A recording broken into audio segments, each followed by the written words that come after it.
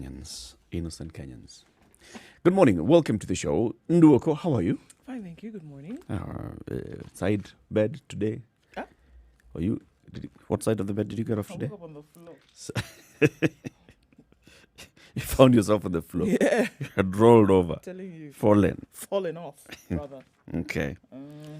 Yeah, that can be the only explanation. City, Excuse me? how are you? Sister, Yes. you may respond before I respond. Okay, you've responded. I am well, Eric, No, thank leave him you. alone. Don't worry. I'll deal with him. I did not want to extend that conversation into how she ended up on the floor, So that you don't want to venture into No, that. I've taken this view. Her house, her bedroom, hence her floor.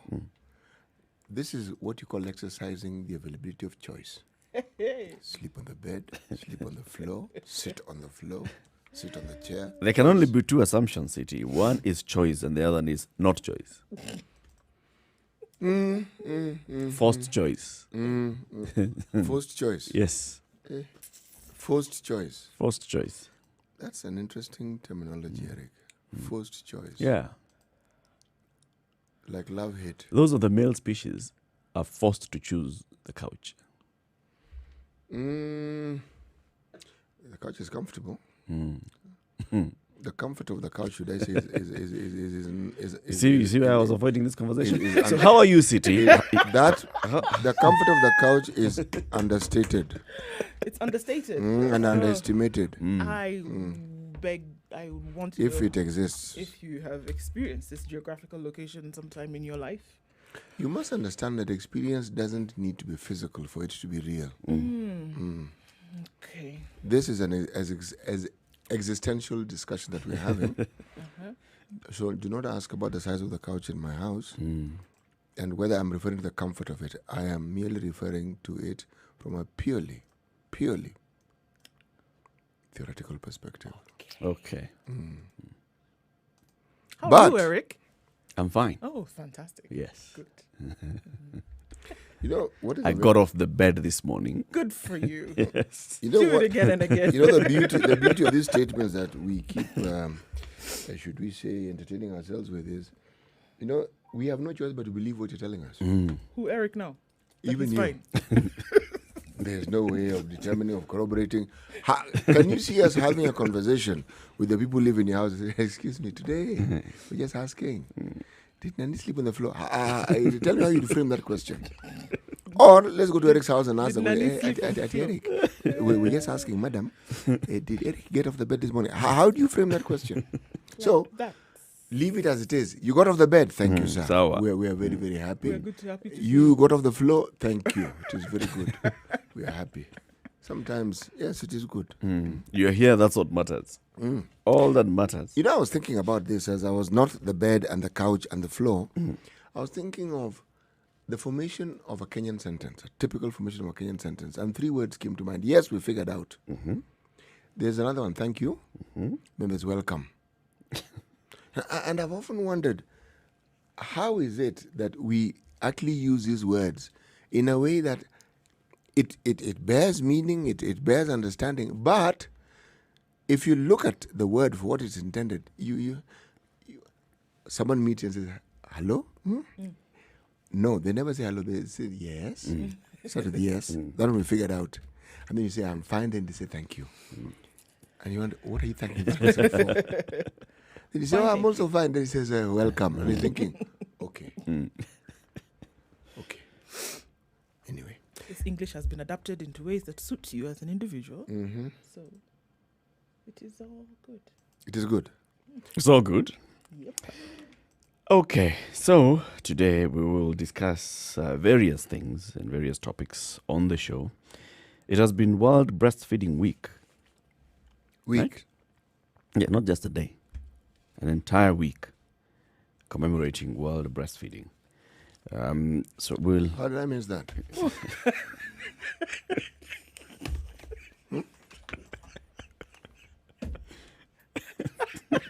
How did you miss it? It's important. It is. Now I'm coming at the tail end of it. Demand a refund. Where were they discussing this matter? You plus students in this country have lost 2020. Something this important can happen and I have no clue. 7 Imagine. days of activity. Okay, let me tell you about this one so that you don't miss it. Today is International Beer Day. Yeah. Today. Today. You like that? No, my mind has gone beyond the day.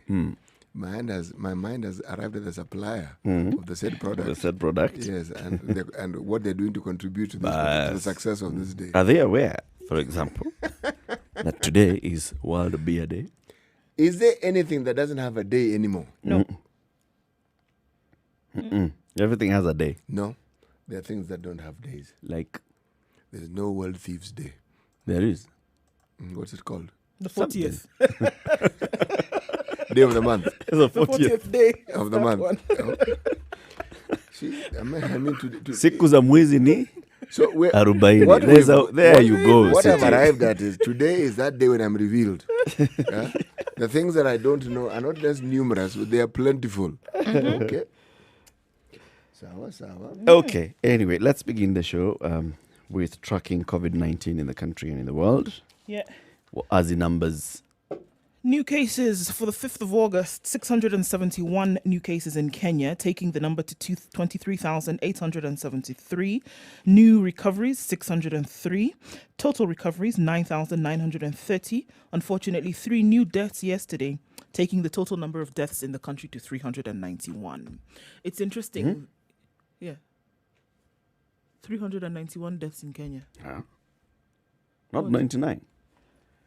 Yeah. You want it to be 99? No, that's what the statement said. Are you sure?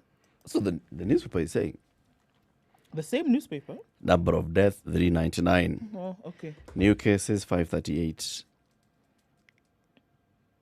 What's today's date? I'm So the sorry. number Yeah. I'm looking at the one for the 5th of August. I beg your pardon. Today is the yes. So Today is the yesterday 7th. 6th. Yes. So you're absolutely correct. Okay. 399 deaths. So there were 8 new deaths yesterday, unfortunately, and 538 38 new new cases cases. yesterday.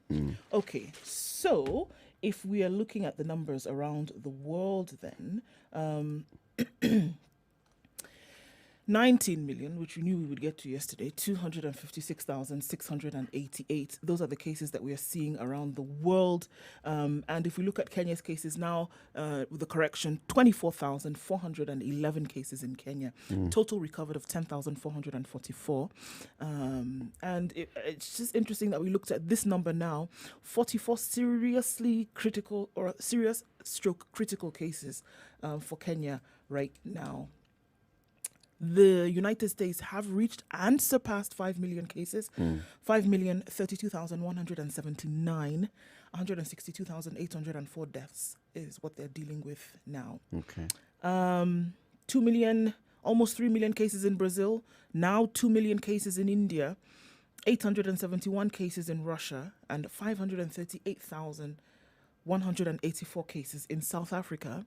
And they now, for the first time in about 4 weeks, have seen a reduction in the number of cases per day.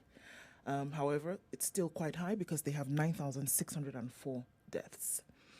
Mexico, almost 7,000 new cases in the last 24 hours, and that's 6,590 cases with 819 deaths, a little over 10% is what they're looking at, and still continues to suffer the brunt of this.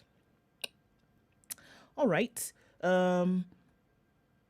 Australia still, again, now with 11 new deaths in the last 6 hours, 408 new cases, they still continue to grapple with what they are seeing there. So, conversations around the world are shifting to so many different things, but COVID still takes center stage. Everybody's still saying, well, what people are now looking forward to is a time where there will be some kind of adequate treatment for this, and secondly, a vaccine. And so studies or reports are showing us from yesterday that maybe this could be one of the quickest turnaround times for a vaccine to come for an illness or treatment on the market. You know, the story of the vaccine is good, and the hope it generates is wonderful, but it shouldn't detract us from understanding that there are things that can be done to ensure you limit any chance of actually contracting. COVID. This, in my opinion, is what should be emphasized, because what can be done is within the reach of most people. To some extent. Yes. And the extent to which it is not? Is the inevitable ones. You see where you actually ended up, so you've done everything. Like the people who will talk about the kind of measures that they take. You wash your hands regularly, you are putting on a mask, then you went somewhere because you needed to leave and you interacted with people. And you ended up, touching a surface, touching your nose, scratching your eye. Caught COVID. The thing about this thing is it is so easy for you to get it. You've actually just described a phenomenon that we have lived with as human beings for a very long time. And you use the word inevitably very well. It's called an accident. You are walking on a pavement which is designated for you to walk on. Some driver loses control, plummets into you on that pavement, and you end up dying. You were doing what you were supposed to do. Yep. You were in no way putting yourself in harm's way. But where COVID is concerned, there is a condition called hypoxia. It's an interesting condition, and it's baffling doctors. The UK has reported this, and other countries have reported it. It's low levels of oxygen within your blood. No distress signs. You don't even know you have it because you don't seem to have a problem. But it catches up with you, and by the time it's realized that it's caused damage, you are heading towards meeting your maker. What? Yes. So what this means, it shouldn't be alarming, is that with every new disease, expect to encounter things that you would never have thought of.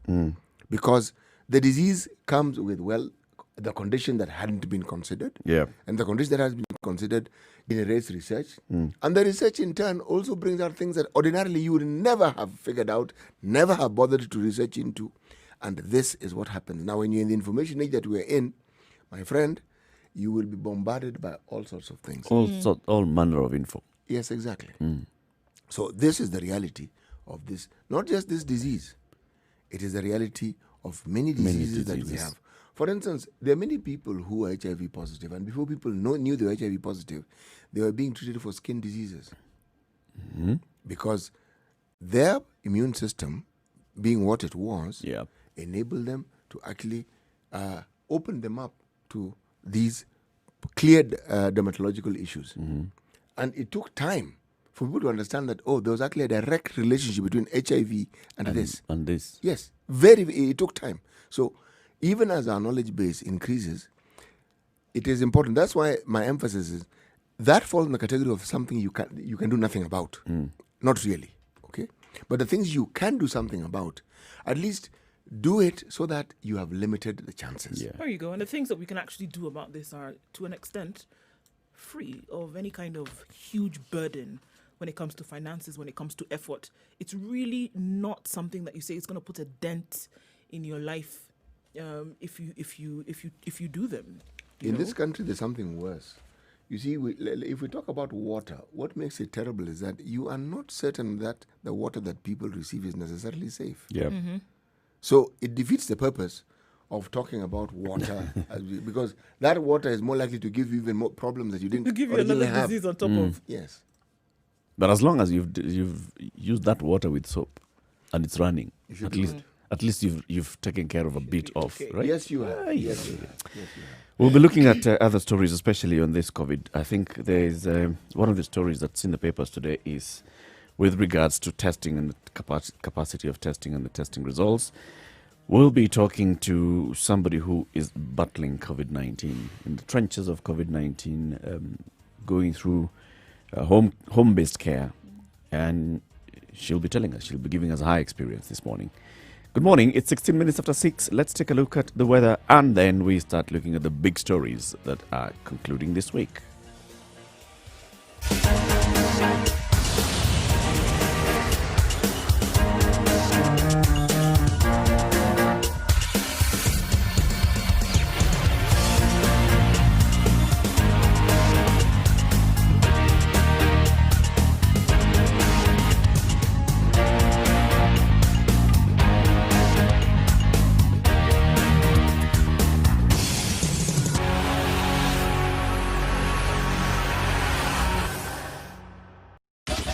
24/7 around the world, non-stop. This is Spice FM.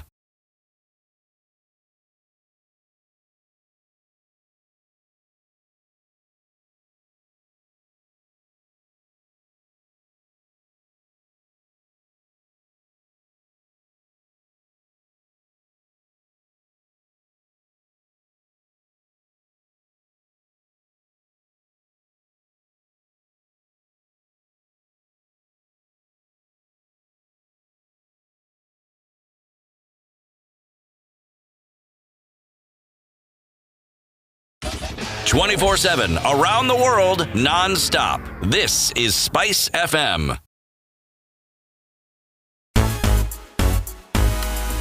When it comes to content, we go above and beyond to give you wholesome material to get you through your day. And now, with the Soma for Credo promo, we're rewarding you for it. Be sure to read your standard e-paper and tune in to the morning show between 6 a.m. and 10 a.m. on Spice FM, and we could reward you with Safaricom airtime worth 1,000 shillings. It's really that easy. In Nairobi, clear skies at 12 degrees is what we'll see today. There is an opportunity to be under the rain in the afternoon, though, with highs of 25 and lows of 12. There is a forecast of a shower. And in Nakuru, 14 degrees and mostly cloudy. We'll see thunderstorms later with highs of 21 and lows of 12. Nyeri at 13 degrees is partly cloudy for most of the morning. Thunderstorms also in the forecast with highs of 23 and lows of 13. Eldoret this morning is mostly cloudy at 13 degrees. Again, thunderstorms will make a debut here with highs of 19 and lows of 12. Kisumu is partly cloudy at 19 degrees. We'll see highs of 27 and lows of 19, with showers expected for later parts of the morning. Partly cloudy in Kakamega at 16 degrees, and it'll be a wet afternoon here as well, with highs of 24 and lows of 14. Mombasa is partly cloudy at 23 degrees. Here too, the showers and sprinkles will come in early with highs of 29 and lows of 23. Malindi is partly cloudy at 24 degrees, highs of 28 and lows of 24, and those partly cloudy conditions will continue through most parts of the day, as it will in Kampala, Uganda, where at 18 degrees it's partly cloudy this morning, highs of 27 and lows of 18. Clear skies will herald the day in Dar es Salaam at 21 degrees, highs of 31 and lows of 20 today. Joburg is cloudy and overcast at 6 degrees this morning, highs of 15 and coming down to a crisp low of 4. Lagos at 23 degrees is clear this morning, but it'll cloud over later with highs of 28 and lows of 22. It's clear skies in London at 18 degrees, and it'll go up to a very warm London high of 36 degrees and lows of 18. Paris follows in fine form at 22 degrees, clear skies this morning, sunny conditions, and giving a very high temperature for France today with highs of 37 and lows of 21. And New York today, still looking at the dregs of the hurricane that took place a few days ago. Clear skies at the moment at 24 degrees, thunderstorms beckoning for later with highs of 28 and lows of 22.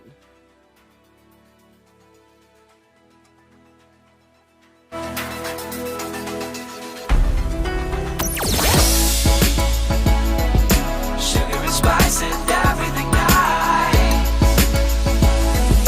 Spice FM. Spice up your life.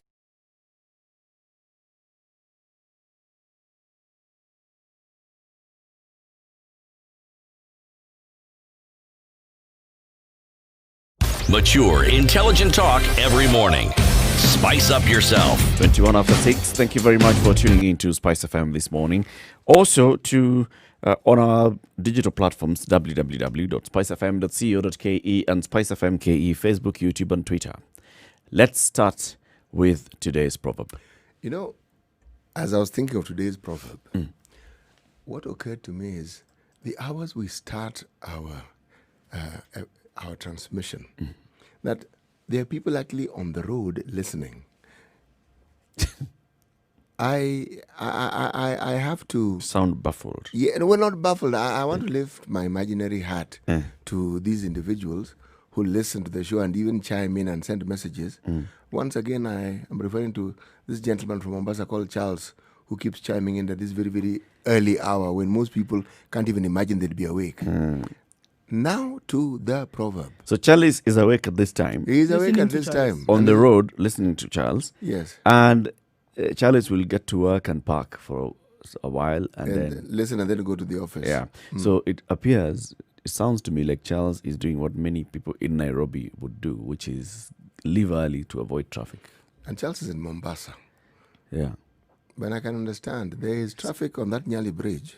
It's just basically avoiding the Nyali, that Kanyali. Yes.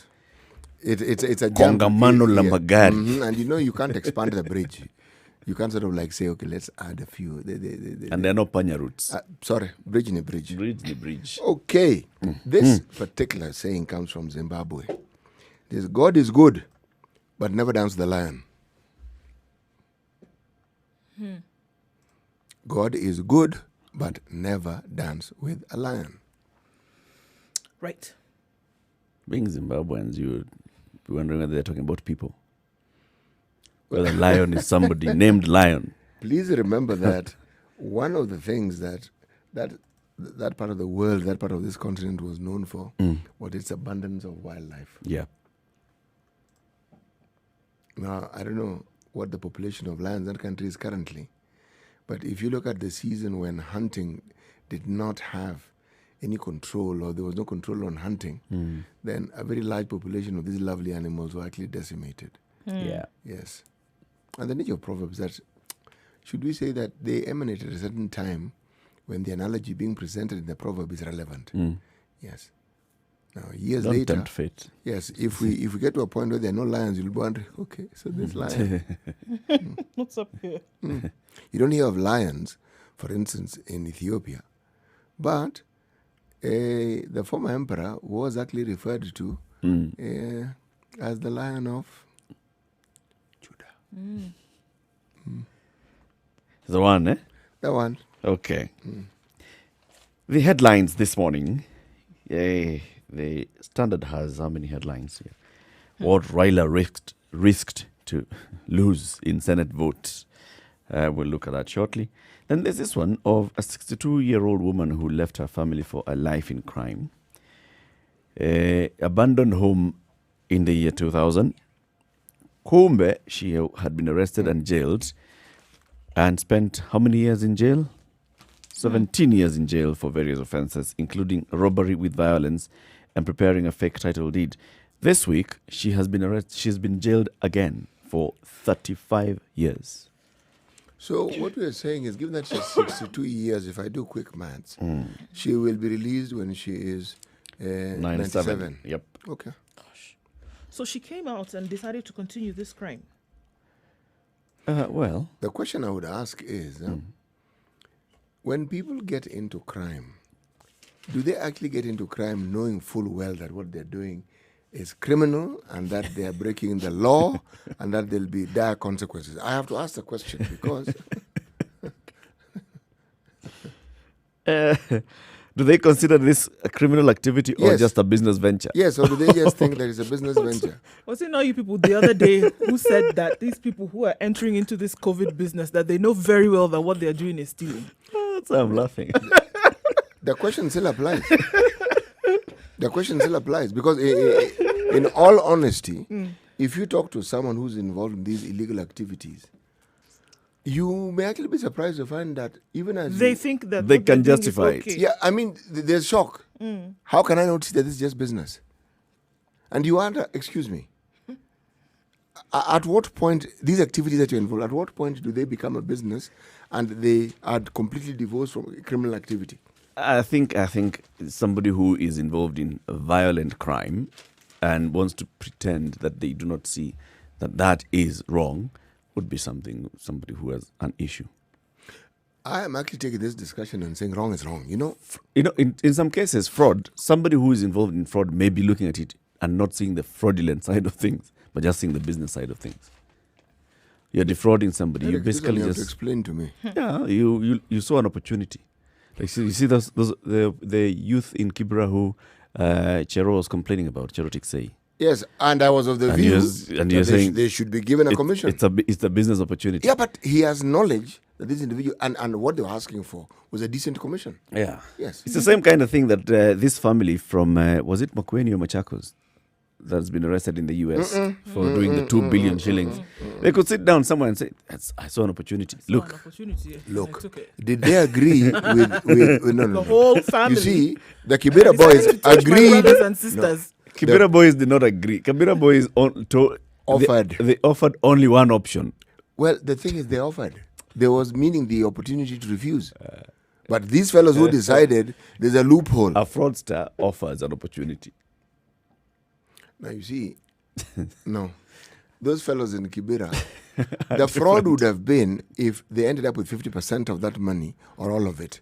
But they even tell the person that our percentage is this, and that's what they receive. It's like the Kazim Tani people. Now, we know that there's issues with Kazim Kazim Tani, Tani and is we've been different. raising about this, right?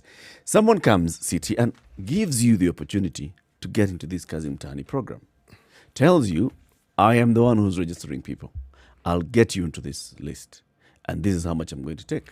Ah, Eric, He tells you upfront, no. He is not supposed to do that. I've You see, negotiated for you No. 900 bob. It's very different. You're talking about a government scheme that is actually intended for the youth. There is no part of that scheme which says that middlemen should also apply. So and this is what they will get. There's no such thing. It is government, youth. Yep. You apply or you register, Yep. you are employed. Direct. There is no room for middlemen. But in this case, this auntie knew that what she was doing was wrong. You know? Clearly. Look here. Wairimu started off her career life in the public service as a secretary in the Ministry of Cooperatives.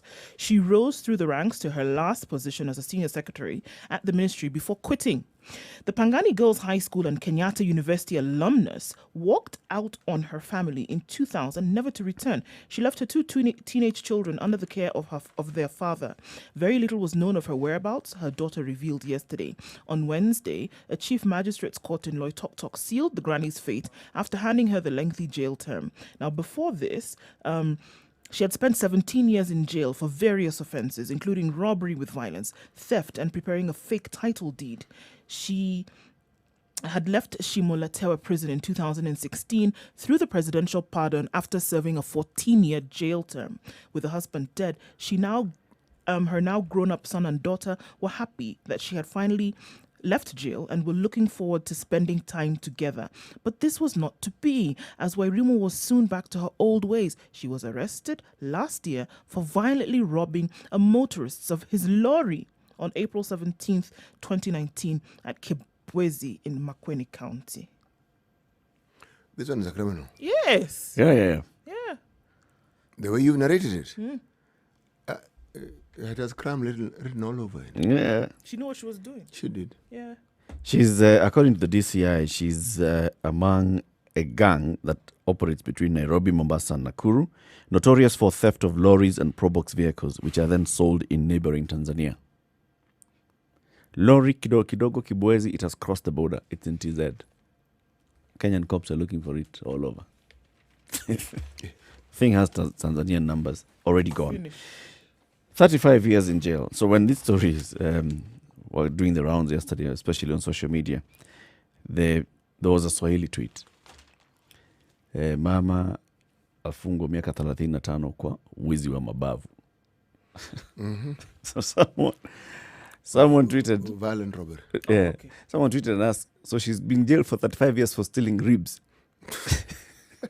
Direct translation, mabavu is ribs. Oh, gosh. Okay. But in the context, it means it's violence. It's robbery with violence. Okay. What is it that... Anyway, discussion for another day. Yeah, that one, she basically chose a life in crime, and She did. I don't think she has any regrets. As far as she's concerned, she's just caught. She's hoping for another presidential pardon, probably. 6:30, let's take a look at what's happening on the roads. Charles, tell us how Mombasa is looking this morning, and then we can tell everybody else what to expect Nyeri Bridge this morning. Good morning.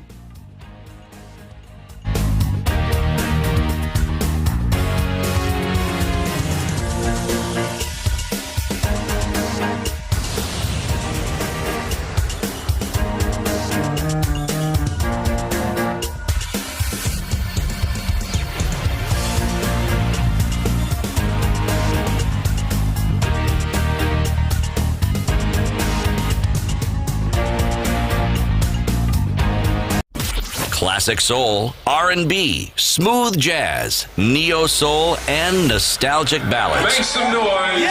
You're listening to Spice FM.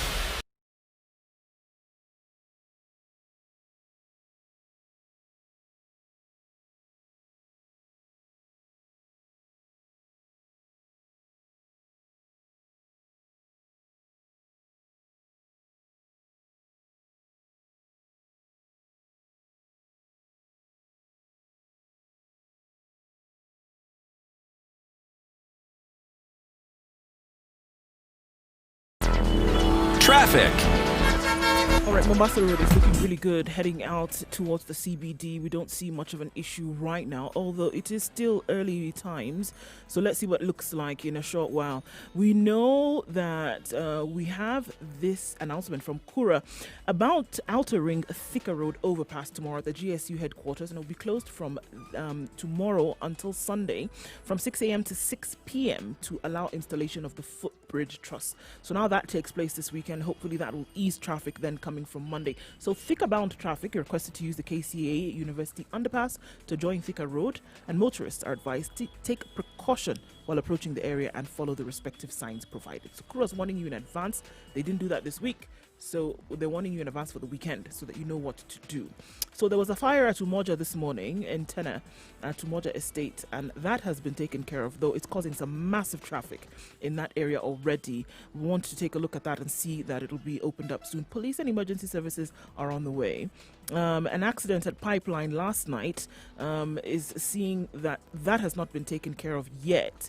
And on your way to Tajmore, 4 cars were involved, and it's still being removed as we speak, or rather being paid attention to. So we have little pockets of trouble here and there, but generally traffic is not too bad at the moment. We'll take a look at what it looks like in a short while. Let us also know what you see. Spice FMKE on Twitter. Let's share. It's a Friday. We want to make it as easy as possible. Pure golden sound and good talk. 94.4 Spice FM.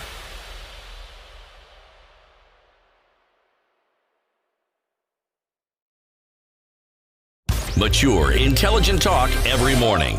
Spice up yourself.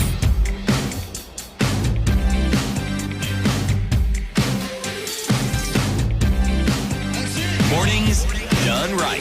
26 minutes. 94.4 Spice Let's FM. look at other big stories of the day. What do you have, Indu? Or City? No. Yeah. This big story is not really a headline. It's like a snippet on page 4 in a corner. Please go. Yes. No, Says, Those are the ones. Nyandarua, don't fund dam, World Bank told. It's an interesting story in this sense. This development, there's been talk of the World Bank funding a construction of 35 billion Malewa Dam in Kinangop. Now, barely 2 weeks after the senior government officers met the stakeholders who agreed to support the construction, the farmers and experts and flower growers in the region have said that they even have an association called Naivasha Water Resources Users Association, that the dam spells doom for the troubled water body whose water levels are currently on the rise. Sounds a bit of a contradiction to me. Water on the rise, it'll cause a problem. Why this caught my attention? We've been talking about the yes. Go on. Yes. The Renaissance Dam in Ethiopia. And we've talked about dams being part of a solution to some of these perennial problems we have with excess water, etc., etc. Now here we have a situation where in our own country, you've got funding, the government has agreed, funders have agreed, and then those who benefit from this water have some complaints. Or should I say they've pitched a fit and they're saying, no, there's going to be a problem. Begs the question. Were they not spoken to? Were they not consulted? It's part of it, Yes. I guess. It's part of the impact assessment, or should be part of the impact assessment, due diligence being conducted. Basically, what they're saying is that the rivers that will be used to create this dam is the one that, supplies water to Lake Naivasha. True. And damming that river then restricts the flow of water into the lake. Yes. Now, the users of the water in the lake are the ones who are saying, now, surely. Now, you see, the users of the water in Lake Victoria have not pitched a fit about that dam. Not really. Lake Victoria, Lake Naivasha. Oh, no. I've taken it. You see, I'm drawing parallels here. Remember, the Nile and Lake Victoria joined at the hip. Okay? Kenya, Uganda, Tanzania. They've entered this discussion about the Nile and the possibilities of harm being caused by the Great Renaissance Dam, etc., etc. But they've simply joined it to try and find peace. They haven't pitched a fit. Because they're not going to be affected at all by that section of a dam. There's a point I'm getting at, and you are absolutely right. I am saying that this need not be an issue. That the association has raised these issues is now the opportunity for due diligence to be not spoken about, but to be displayed and to show that those concerns had been considered and that they need not worry about harm being brought about by the construction of this dam. Because for a dam to be built, usually there's some benefit. They don't start building a dam so that they can cause harm. Yeah. You build a dam so that some benefit can be derived. There's benefit and there is impact downstream. Yes. No, I think it's just balancing the two and showing the people who are, the users of Lake Naivasha water that, well, you'll still be able to get adequate supply of the water. You need not worry. Your concerns will be addressed. Yes. Because dams are built everywhere. Every time there's a dam being built, you have to think about the people downstream. What's going to be the impact of that? Even when the dam What I find overflows. interesting is, would one go into a construction of a 35 billion shillings dam and not go through the process of ensuring that due diligence is done? That's a lot of money. I think this conversation is arising during that due diligence process. All right. I think this is when now you're doing the environmental impact assessment and you're inviting the stakeholders to come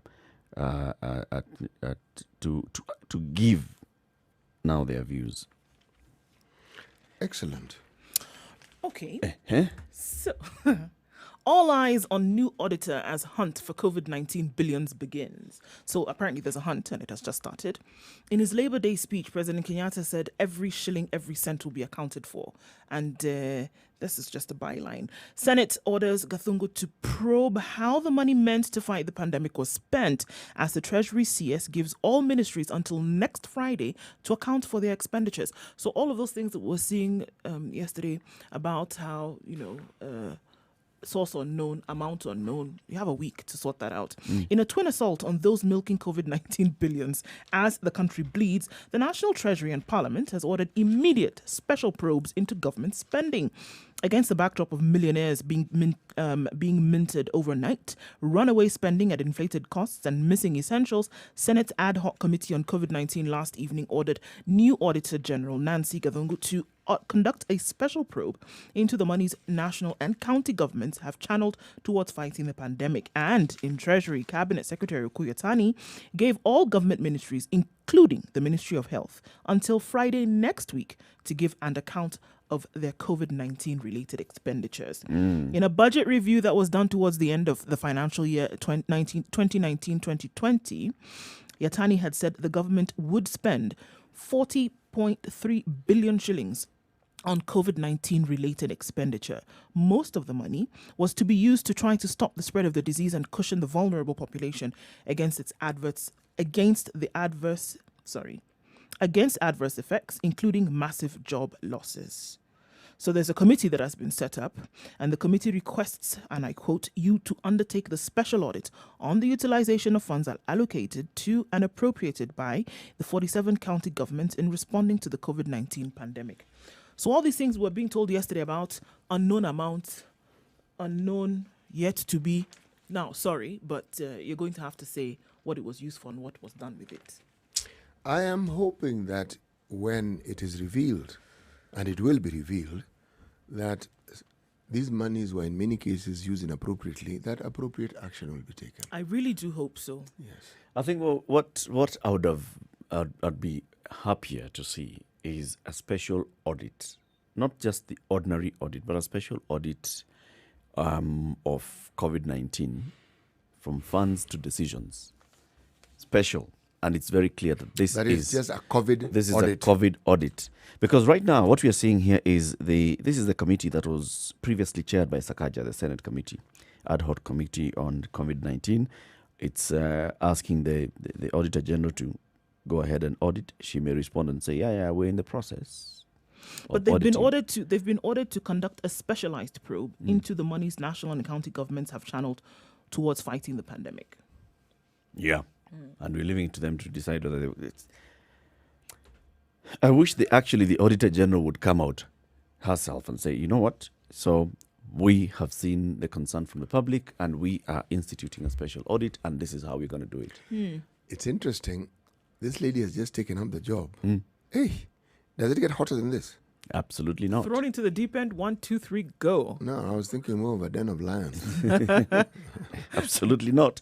The Treasury is asking the Health Ministry to give an account within how many days again? A week from Surely. today. But Some of these things are rubber stamp moves. That's what I'm saying. As long as you expect the government to come up with some of these things and say, as the National Treasury, we've written to the Health Ministry asking that you account, and then they'll receive some account and they'll tick a box and say, we asked, we received. Move. May they proceed in that manner, because questions will still be asked.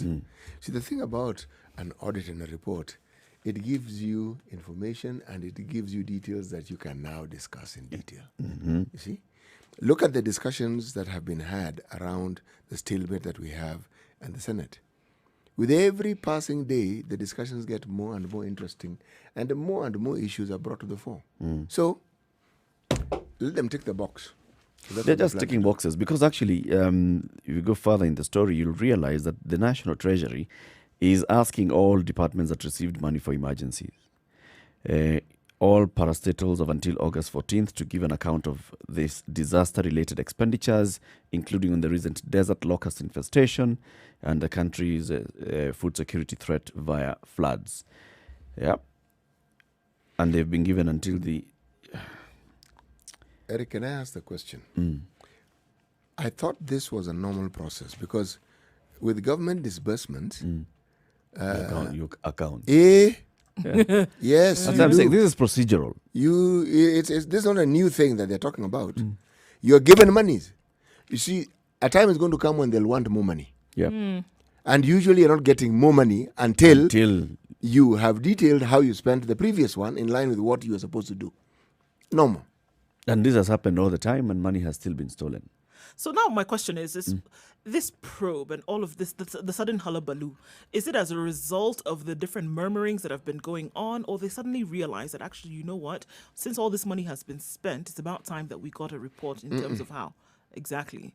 So there's been a lot of noise that has been made recently, and maybe somebody, you know, hand on head says, okay, you know what, these murmurings must result in something. Let's find out what's going on. Actually, it's more likely to be, let me ensure I distance myself completely from this thing.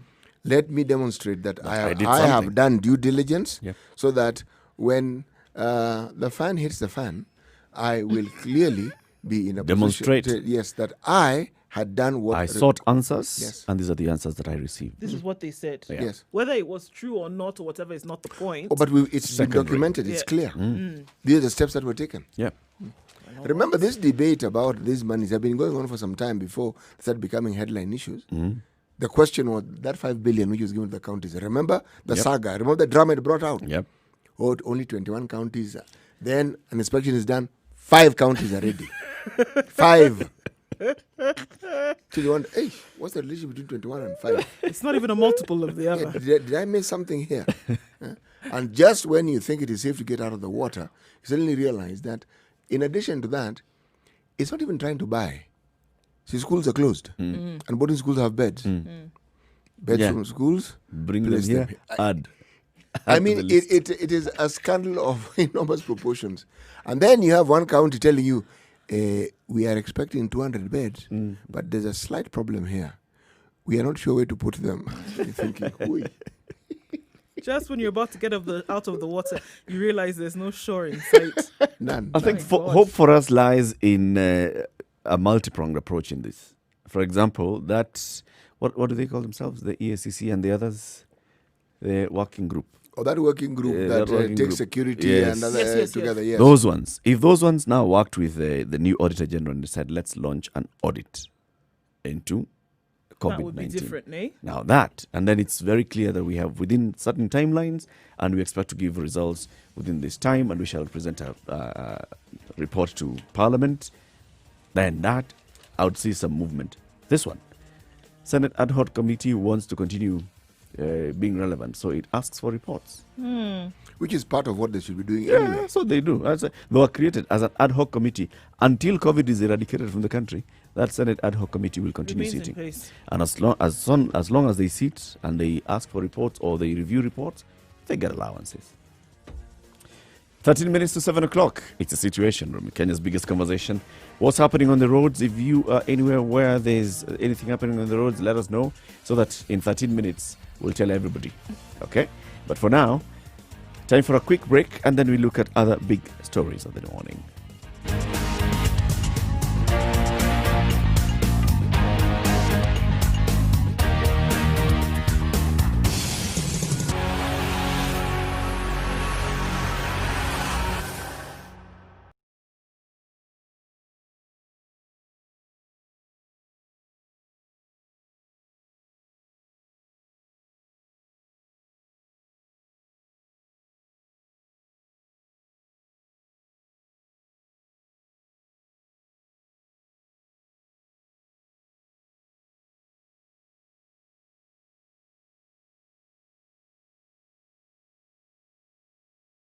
Mature, intelligent talk every morning. Spice up yourself.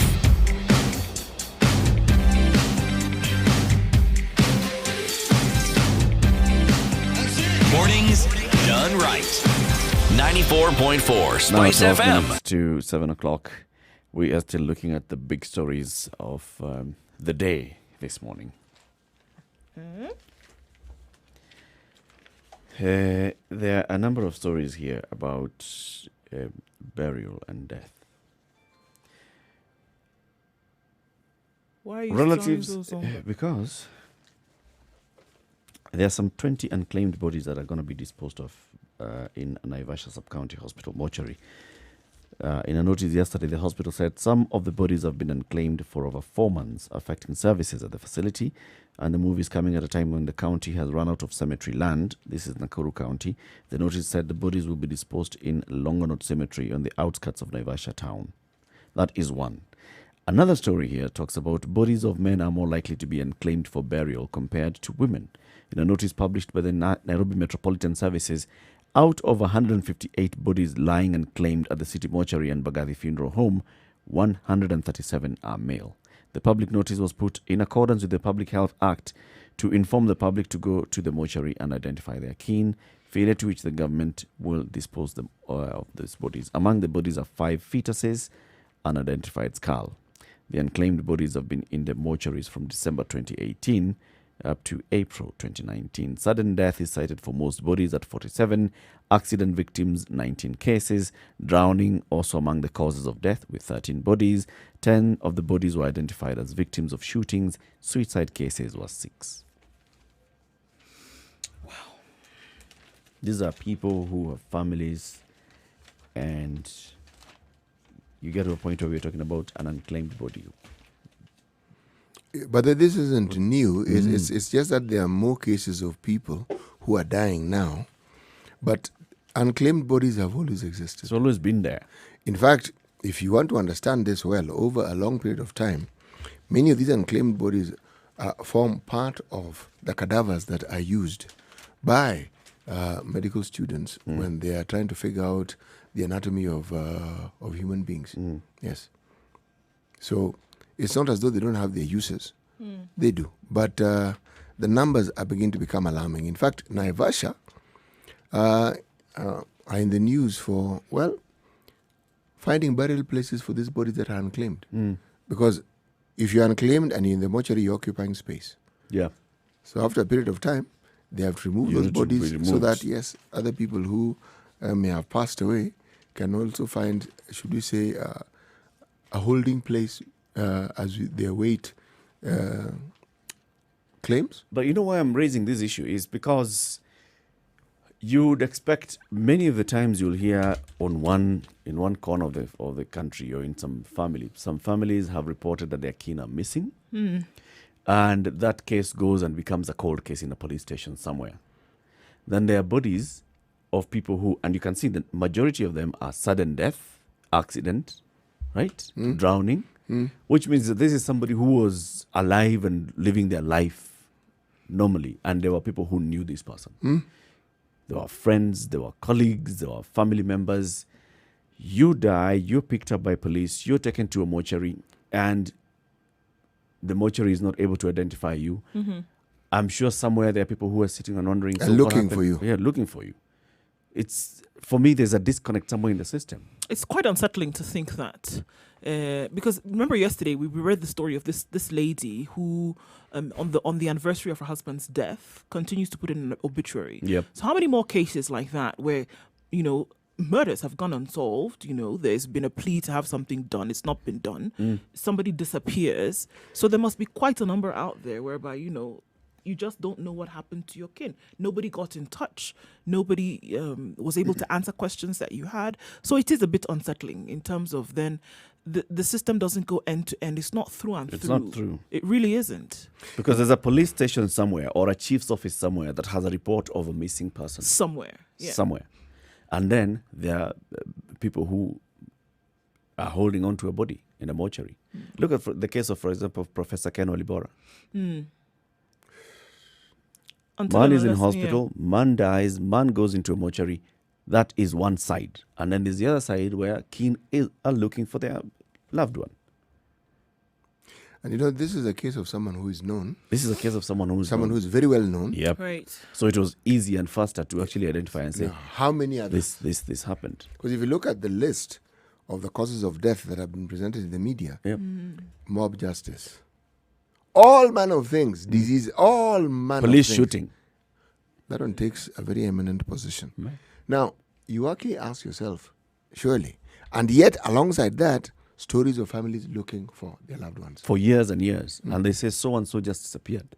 They had gone to Nairobi. Can you imagine the case of that Mathare man? If the people hadn't demonstrated and started telling the story of, we know so-and-so, we know so-and-so, we know Vaite, would never have known. It would have been another case of police have shot someone, police have picked a body, police have taken it to a morgue, and the family of this Vaite in Meru just says, our dad went to Nairobi, he used to communicate with us, and then he stopped communicating, and that's the end of that story. Unidentified body, public notice issued. You don't come to collect your body within this time. We're going to dispose of the body. Yeah. Body disposed of. The family in Meru has no clue that there was even a public notice, that they could have even thought of going to City Mortuary in Nairobi. No. Yet there are stories of people who, when their loved ones suddenly disappear, the first place they go to is the mortuary. Yeah. First. And if the body isn't there, or the body hasn't been identified, if you've ever been to a mortuary, it is an extremely harrowing affair. It is.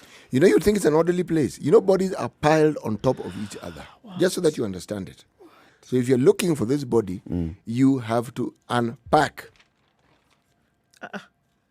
I thought I should just mention. Yeah. It's unfortunate. It is quite. Uh-huh. So the government is all set to blacklist various businesses associated with drug dealers in the coming weeks. In a new push to vanquish the cartels that have been operating under the guise of legal business, it will also continue to demand stringent measures on gambling. Interior Cabinet Secretary Fred Matiang'i said that the names of blacklisted drug-related businesses will be published in a Gazette notice, a move that will expose drug trafficking organizations that profit from suffering families. I have the list with me, he said, and we shall blacklist these organizations in a few weeks. The twin problems of drugs and gambling have been Dr. Matiang'i's waking nightmare in President Kenyatta's government.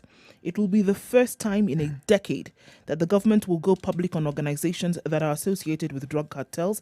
Ever since former Internal Security Minister George Saitoti in December 2010 named 6 members of parliament and a Mombasa tycoon in connection with the drugs trade. So this will be interesting to see in a couple of weeks how this pans out. I can only wait to see. I'll believe it when I see it. This is he not a man who does what he says? Who? Fred Matiang'i. Fred Matiang'i. Not necessarily. He said he has a list with him. He's going to publish the list because he's tired of this drama. It's been his waking nightmare. Today is For Friday. the time that he's been the there. National Gazette is published on Fridays. Could have done that today. Listen, No, he said he has a list of he's going to do it. I don't doubt for a single second that he means well, and that's what he purposes to do. Okay? But I characterize him with strong statements, powerful statements. But if you follow those statements, usually you will realize that beyond the statements, there's a lot that needs to be done that perhaps is not within even his reach or grasp. There's no He powerful may be action. CS. He may be CS. He is CS. But there are certain things. If the president of the nation can have a situation where he himself is helpless and he wonders, how on earth do I go about this? What about a CS? So you're saying there's powerful statements, but it's not followed by powerful action. I would have preferred if the action was there and then it was explained by the statements. We hear too many words where problems are concerned in this country. That's what I'm trying to say. When Professor Saitoti was reading that statement in Parliament, it was after immense pressure. There was immense local and international pressure. There was the push to review our laws and all those things. And the CS, then the Minister for Interior, came to the Parliament and said, you know what, here, I'm tabling this, and we're going to take more and more serious action. Why? So until and unless Let's there's... just end it there. So are we saying that such decisions or such things that should be done, if there is enough local and international pressure, then we'll probably see something like this. But Political for now, will. it's just words. Political will. Political will often requires a little assistance. And that's where lobbying, that's where all these activities that you find that civil society engages in comes in. Because on their own, this COVID issue has been in the media. This COVID issue has been a subject of serious discussion. The government is now doing something. Unfortunately, the same applies to strikes when we hear health workers going on strike. Same story.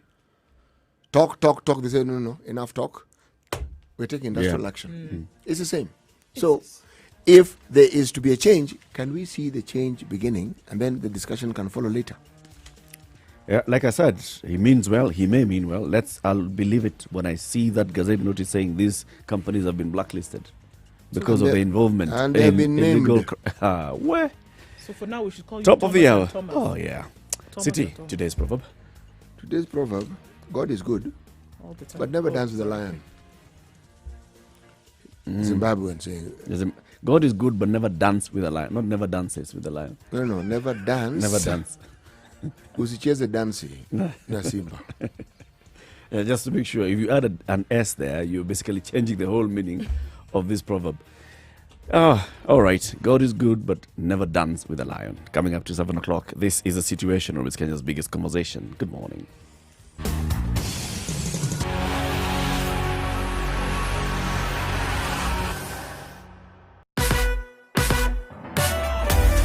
Sugar and spice and everything nice. Spice FM. Spice up your life. Traffic. All right, so Mombasa Road is still looking very good right now. Right around Cabana says be a little bit of a hold up, but that won't be too crazy. And then getting towards General Motors and then out through to Nyeri Stadium roundabout. As you get to Huru Highway, it should be absolutely fine for us today. We don't see too much traffic. We'll look at Thika Road where certain parts of the road will be closed from tomorrow. But for today, right around Survey, backed up till Safari Park Hotel. It's moving very slowly, but it's moving all the same. Not too much drama as you then head towards the CBD. Coming out of Westlands, Langata Road and Ngong Road is also looking very good. Traffic has not yet quite begun. Still the first few weeks of the month. Let's see how it looks like in a couple of minutes, or rather in a few minutes or so. We'll let you know. You let us know as well. Spice FM KE, that's how you can reach us on Twitter. Give us that info so we can spread the word.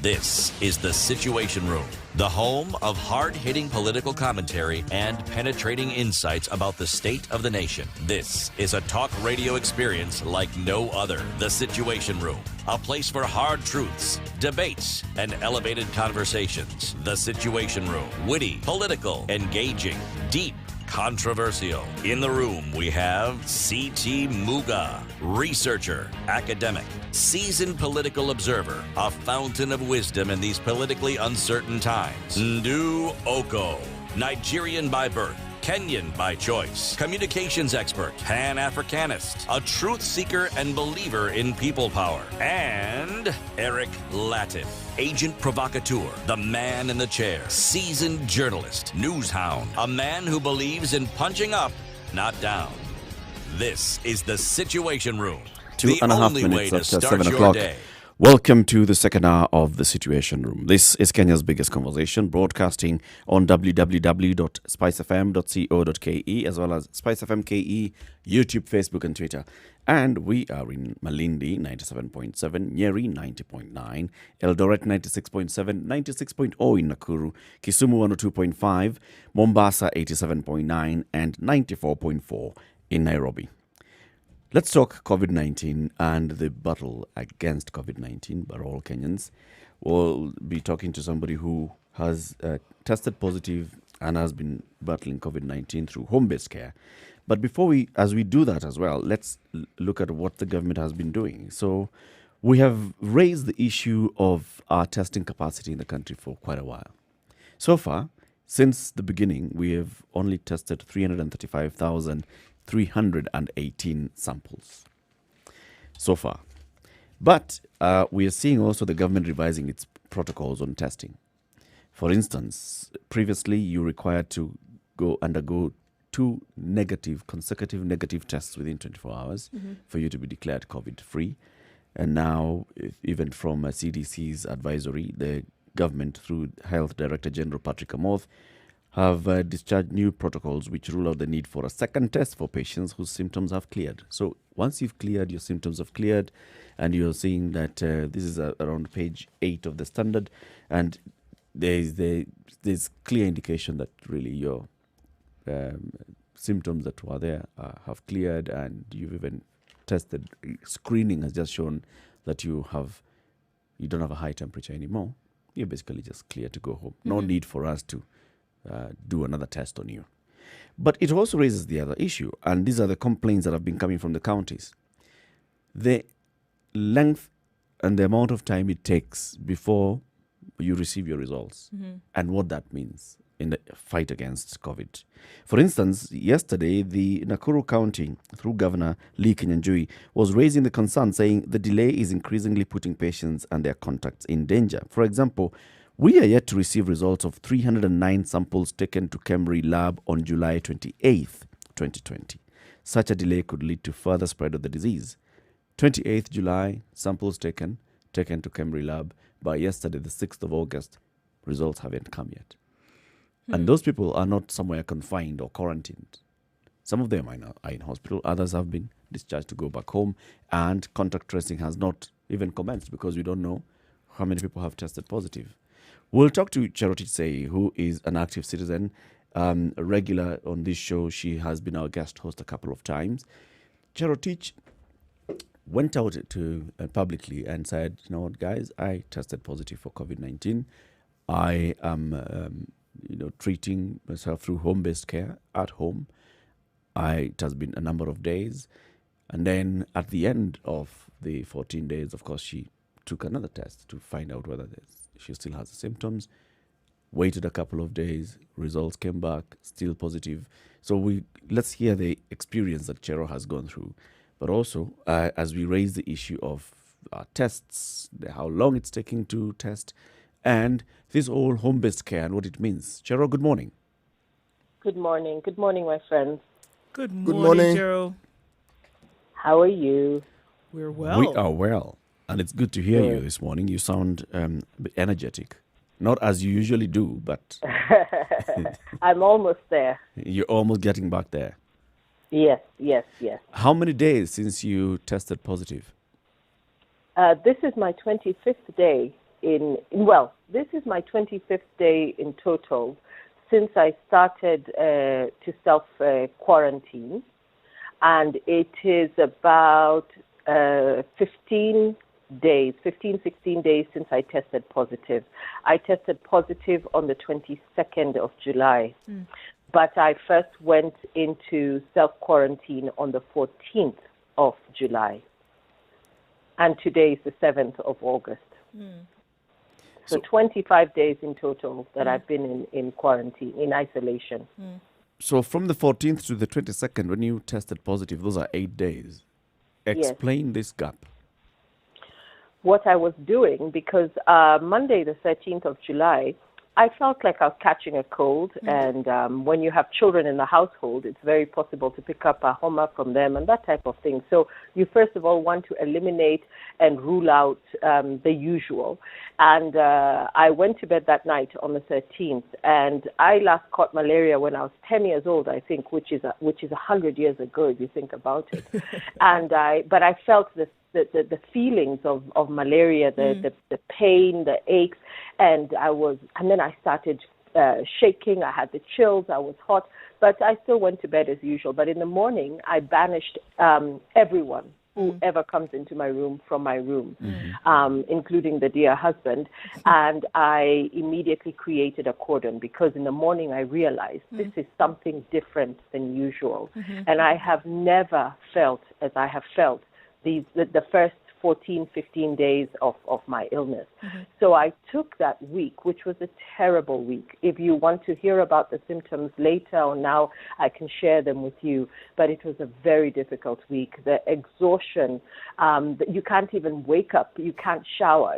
Going to the bathroom is a major effort. You're wiped out. And, there are people who have varying degrees of symptoms, and many are completely asymptomatic.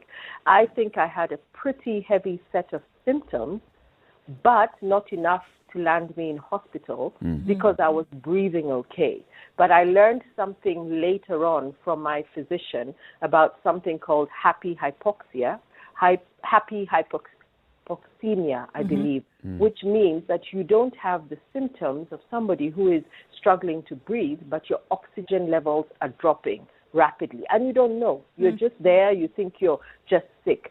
So who knows? Because I did not have an oximeter at home. Yeah. So I spent the first week trying to take care of myself, completely isolated. We went straight into COVID protocols in the house, even before I knew I was positive for COVID.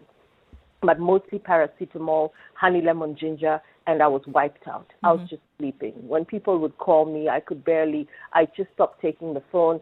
Sending a text was a big headache for me, because I couldn't even get my brain to focus on texting, and so on and so forth. So after day number 6, 7, then I said I need to go for a test. And that is when I now set up the process for applying for an appointment to go for a test. And I had my test done at the very impeccable labs of the International Organization for Migration, IOM. It is a service that I think is currently extended to the INGOs, the diplomatic community, the UN, and so on. But I'm a former staff member of the IOM, so they extended the courtesy to me. And I went in for a test. And the good thing with their test is you get the results within a couple of hours. Okay. So when I went in on the 22nd of July, I had my test done, and by the afternoon, I got the call from the psychosocial counselor and the emailed test results that I had COVID. And that is now when I went into treatment protocols. I called my physician who had referred me for the test, and then she prescribed a set of medication for me, and that is what I have been taking, as well as resting, as well as the continued protocols of isolation. I speak to my family regularly. They even can stand at the door because it's a distance, and I can say, how are you doing? And they can drop food and drink at the door. Or if I have myself to go to the kitchen, I do it late at night when there's nobody around and my hands are washed and I'm wearing a mask and all the protocols. So that's what I've been doing, and this is the 25th day. I can say by the 2.5 week of illness, I started to turn the corner and I started to feel much better. And today I will put myself at 85 to 90% recovered. Cheryl, if you were to go through it in your mind, Yes. would it ever have connected with you where you would have, whom you may have come in contact with, or how you may have contracted COVID? Did it ever cross your mind? That's a good question, because the first thing that happens, and what the IOM clinic and all other labs and clinics that take our samples do, is they have to report back to MOH at the end of the day and say, we tested X number of people, these were positive, these are negative, and some, I even hear there's an indeterminate result. And so they report that back. So when that happened, and having spoken with some friends who have had COVID, I expected within the next 3-4 days some kind of random call from Ministry of Health. I did not expect Ministry of Health to come to my house and check. No, none of that, because I know they're busy, they're overwhelmed, they're not coping with the numbers. But this is day number 25, and I have never received a single call from MOH.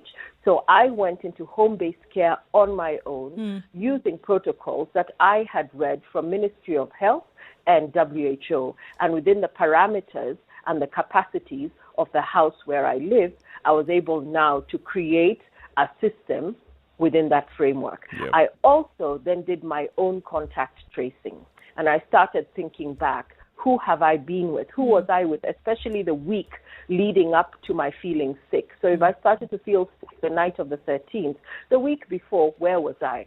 So I worked my way through the whole list. I called those who I felt I may have been in contact with, but nothing I was doing was different than the usual routine, and it often means that I am home based. Yeah. But on Saba, we had comrades who were arrested, if you remember correctly, who were trying to demonstrate. And I had a Zoom event all day, but at about 5 p.m., I went down to Central Police Station, observed all the usual protocols, masks, etc., social distance, and I was there with other comrades until about 8 p.m. when everyone was released. So that, you could say, would have been the only off-the-beaten path place I went to, because that's not where I usually am, thank God. But that was it. But I when I spoke to those I was with at Central, I think everybody is okay. So you cannot tell where you picked this thing up. Was it in the supermarket? Was it a random? Who knows? Because these aerosolized droplets hang and float in the air. They don't drop to the ground immediately because they are so microscopic. They're so small. They can linger in the air. And this is why one of the things I have learned, even when I interact from afar with my family members, is masking is critical. It's absolutely critical. It is those aerosolized droplets in the air.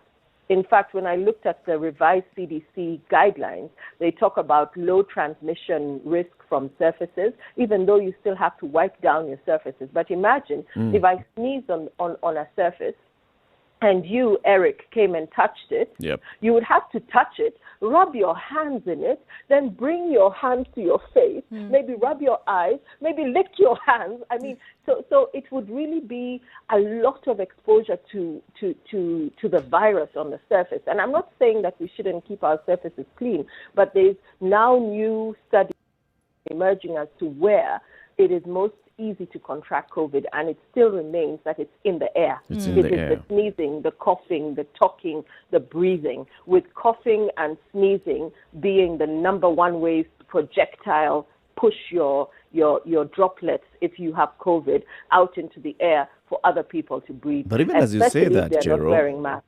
As you say that, also from how you've described your days, of course, there are times when you'd leave home to go for, let's say, shopping at the local shops.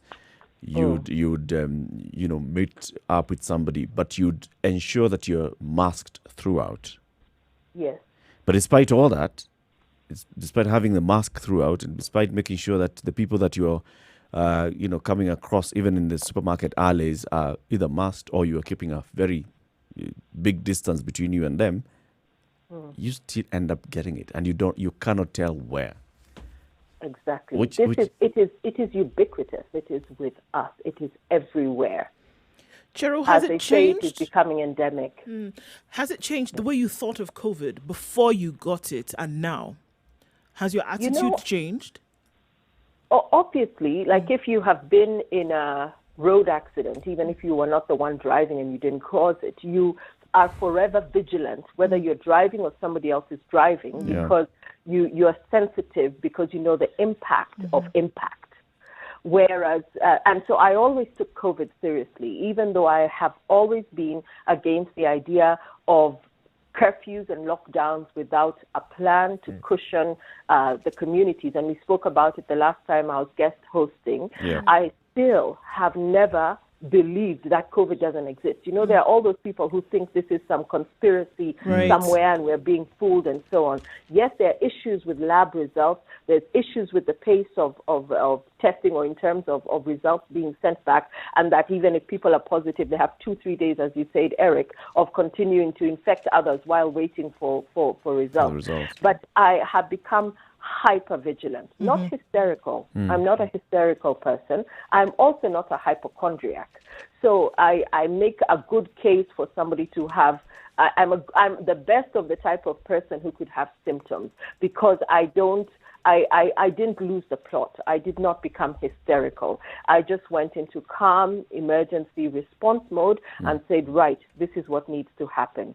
And I listened very closely to my body, the symptoms, how I was feeling, if I remember, because I now have a lot of brain fog. So you may tell me that as we spoke about 30 minutes ago, I will tell you what did we speak about. It is real. Some of the neurological impacts. I cannot type a tweet or send a text without editing it 100 times. I will still make mistakes. So there's, and my physician said these are some of the many protracted effects of COVID that we are still learning about and we're still trying to understand. So to answer your question, I am hypervigilant. And let me tell anybody who's walking around with the capacity and the means to wear a mask, and they're not wearing a mask, they are A, not protecting themselves, and B, they're not protecting others. Because safety starts with you. And if you don't protect yourself, then how are you going to protect others? I know that there are many who cannot afford masks, and for that there has to be a plan to make sure. Because again, with your mask, you can't wear your mask like a jacket, an overcoat that you can wear for a month and then you clean it. A mask is something that has to be replaced regularly, because you're coughing into it, breathing into it, sneezing into it. So if you wear the same mask, and the cheapest masks, and I like them too because they're colorful and they don't give you a sense of you're in hospital and dying, are the cloth masks. Those ones, if you now wear it for a week, 2 weeks, now hujaosha, you're like a walking cesspit of germs, and then you drop it down to your chin, so you're transferring the germs to your chin, to your face. So to your face, and then you put it back, and you're often, when you have the blue surgical mask, you're often pinching the top of it so that it sits properly on your nose. So we are constantly touching our faces and touching the mask. So those who cannot afford to have a good set of masks that they regularly replace, there should be a provision. There should be some facilitation, masks to be distributed for people to have them for free. Because that the cost of a mask is still less than the cost of treating someone who has COVID. But everybody else who can afford their mask, wear your mask. I see people on social media taking photos. They are not wearing masks. Big conversation. Let's take a break, Cheryl. They are not wearing masks. Let's take a break, allow ourselves to breathe a little bit, and also take a look at what's happening on the weather. We are speaking with Cheryl Say, active citizen. She's been a regular guest host on the show, tested positive for COVID-19 on her 25th day since she developed those symptoms. And she's giving us the experience of home-based care and the journey through COVID-19. Keep it right here. It's 7:20.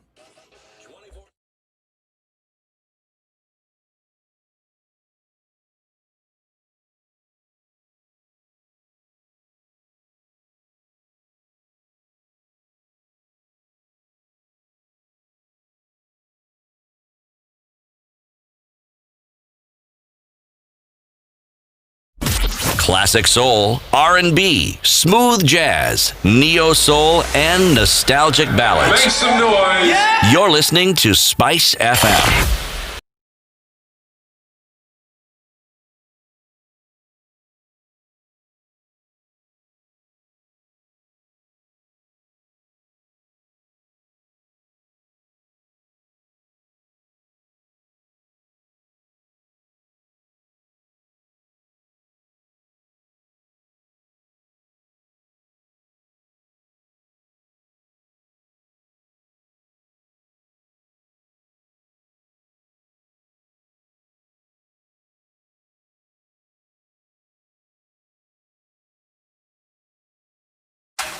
The weather with Spice FM.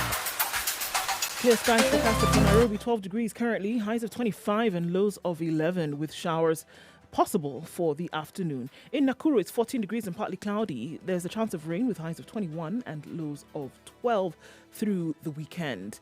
And in Nyeri this morning at 13 degrees, we'll see thunderstorms later. The possibility of this rain continuing well into Saturday, highs of 23 and lows of 13.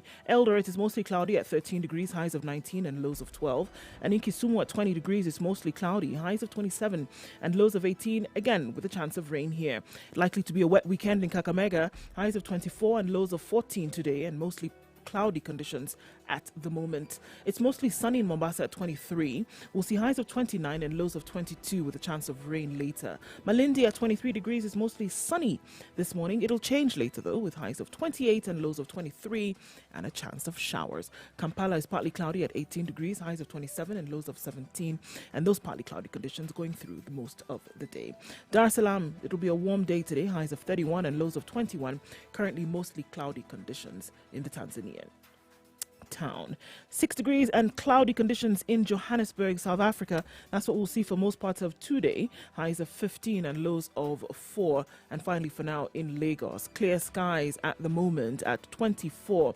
We'll see highs of 28 and lows of 22 with the possibility of showers in the afternoon.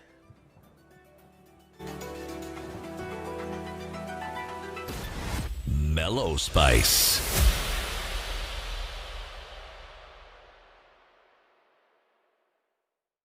Mature, intelligent talk every morning. Spice up yourself.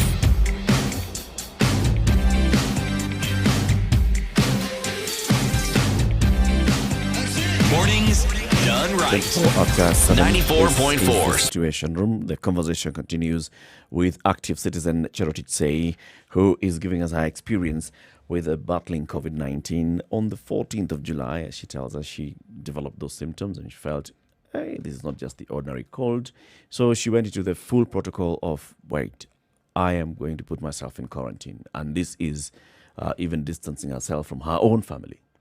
Her children not accessing her, her husband, who was now moved from the right side of the bed to The floor. the floor. Completely different, far from... yeah. Oh, And this is where now... I wasn't aware you were listening. No, he is listening. Oh, dear. I don't know where he is. Oh, but you don't know where he is. You haven't seen him for 25 days. No, by the way, I have to really say that these protocols, when you're told you must be absolutely silent in class, every teacher knows that no one will remain absolutely silent, but they give you an extreme parameter so that you do your best to fall as much as possible within the minimum threshold. And I think that is what these protocols are, because when you look at it, when they say you must change your bedding, wash your things separately, bleach, nobody has the resources to do all of those things. But I think the messaging is saying, please keep yourself separate. So the idea of sequestering yourself as if you're in solitary confinement without talking to anybody, somebody can open the door and say, hello, how are you? My husband even has a perch on a chair outside the door where sometimes he can open the door, a crack. I have my mask on, windows are open, and we can talk, because you have to plan the day, you have to discuss different things that need to happen, especially as I started to get better. So you create protocols that work. But kuingia and to sit on the bed to talk to me, Nothing. face-to-face, nothing. But also, I can imagine the toll that this has had on your family. I can imagine in those early days when you're saying that the symptoms were really severe, you were completely tired. They are sitting outside. They're not sure how mommy is doing. This must have been a very, very difficult time for them. I think it was. And, when I appeared on Jeff's show last week, Dr. Frank Njenga spoke afterwards, and he spoke at length about some of the effects that COVID and even just staying at home, being generally under home imprisonment, has a negative effect on families. And if you have the luxury of space, then if you're confined to the house and if you have the luxury of a backyard, so it'll just depend on your space parameters and how you're able to live. So there's that. And then now if you add somebody who has tested positive for COVID and is symptomatic, even those who are symptomatic have to stay in isolation. But when you're symptomatic, yes, it brings about stress. My husband was saying he has never seen me this sick. And as I told you, I'm not a hypochondriac. I power my way through illnesses. I usually am the last one. I'm even anti-medication. I try to push till the last possible minute. My doctor had to debate at length with me about every piece of medication that she gave me, because I was like, what is this for and why am I? And here I am dying. I'm sick. And I'm still questioning why I'm being given this medication and what it is meant for. So my family, yes, have been quite worried. I have 2 older teenagers on their way out of high school, and I have a 2-year-old. And I think the older ones were a bit happy that mom is not on their case every single day to see what time they woke up, what they're doing, how they're keeping themselves busy. But they were extremely instrumental. They continue to bring me up my water, bring me up my food, check on me. So because I allowed some level of dialogue and contact, even when I was wiped out in bed and couldn't move, I think that alleviated their sense of concern. And as they have seen me improve from week to week, then I think it has improved. But I cannot underestimate the stress it has. My mother, who is in her 70s, my father, who is almost 80, well, my father didn't suggest it, but my mother had said, should I come to Nairobi? I told her, are you crazy? You're at extremely high risk. Yes. You're not coming to that. So people kick into that mode of, what are we going to do? How can we help you? Because you can't do the usual visiting someone. When someone is sick, you visit them. Right. You can't visit people when they have COVID. You can't even go to hospital. I've heard this terrible stories of families who have lost loved ones, but they could not even be by their side when they were in hospital and at the time that they passed on. So I consider myself, I also have an attitude of gratitude, because I could have died if you think about it that way. I was quite symptomatic, but somehow, and I don't know why, I don't have a comorbidity. That could be one of the things. I don't have high blood pressure or diabetes or asthma, or some of those things that they say could tend to complicate your recovery. But I'm not saying that everyone who has passed away had a comorbidity. In fact, it could be a case of the happy hypoxia I was telling you about. You're not so bad and your oxygen levels drop and drop. That's why sometimes you see photos of somebody has just died by their taxi, or somebody has just dropped dead somewhere. Maybe the oxygen levels dropped to the point and they didn't realize, and they just thought, oh, I just have a homa. So I'm so grateful that I am still here. I have read about long COVID and the fact that sometimes people like me, because my physician said it's not normal after 22 days of symptoms to still test positive for COVID. And he said, it happens with quite a number of cases, but it's not normal. Usually by 10 days, by 14 days, it has cleared and you're able to go back to the real world. And let me underscore, I'm not a medic. This is experiential. I'm just sharing my experiences as somebody who is positive for COVID. So none of my advice should be seen as medical advice, because I'm not a medic. I'm not a public health specialist, and I'm not a medical doctor. So I can just share what my physicians have said and what I have experienced. Teacher, someone who is now in that unique position of being genuinely empathetic to people who may contact the COVID virus, I want you to just sort of like, if I may, shift your mind to those who don't have the luxury of space and are confronted with the ailment caused by COVID. What do we do to ensure that these people actually stay well? I'm talking about people, for instance, we live in Nairobi, people who live in the areas we refer to as slums, or people who live in places that we call low rent, who honestly don't have this luxury of space. What do you do with such people? I know it's a difficult question I'm asking, but I'd like your thoughts on it. Thanks. It's not even a difficult question, because I have been thinking about this, advocating around and about this since the very beginning when COVID was declared an emergency in Kenya. I went about it the cash transfer route so that families that are already suffering do not drift further into penury, and also have the wherewithal in the face of loss of income, in the face of loss of livelihood, to be able to support themselves and their families.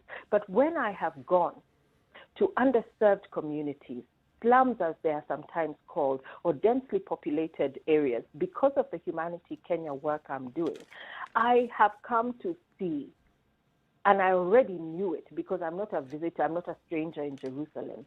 I have come to understand even more clearly that it is impossible, excuse me, to quarantine at home. It is impossible to isolate when you have 2 rooms in your house or 1 room in your house. If I lived in a 15 by 10 room in Korogocho and I tested positive for COVID, what are the protocols, really seriously speaking, that my family can put in place? Number one, I'm the maybe sole breadwinner. Yep. And as somebody who has been a single mom for many years, I understand those dynamics. And if I was a sole breadwinner, I have tested positive for COVID. Let's use my 3 children that I have now. I have 3 children. What do I do? How do I sequester myself in the house? How do I stop my trading if I'm selling vegetables or if I have some other biashara? Yep. How do I stop all of that? Right. How do I isolate myself in my house? How do I use the public ablutions? How am I able to afford the medicine that will be prescribed to me, the antibiotics or anything, and then all these fancy schmancy remedies? Everyone is always saying, use this, use that. I have been on the receiving end of a vast number of crazy sounding remedies, which work. I thank and God bless all of those who send me their suggestions. Yeah. But most of these remedies are out of the reach of the ordinary wananchi. If you're being told to look for things that are only found in Healthy You, who is going to Healthy You to spend 2,000 bob on some supplement somewhere or some powder somewhere? Yeah. So I am so sensitive, CT, to the fact that home-based care is the privilege and the luxury of very few. I'm equally cognizant of the fact that despite efforts, never mind the pervasive corruption that has gone into overdrive and high drive during COVID, but I'm also aware of the fact that MOH is overwhelmed. So much as I say they never called me, I also understand.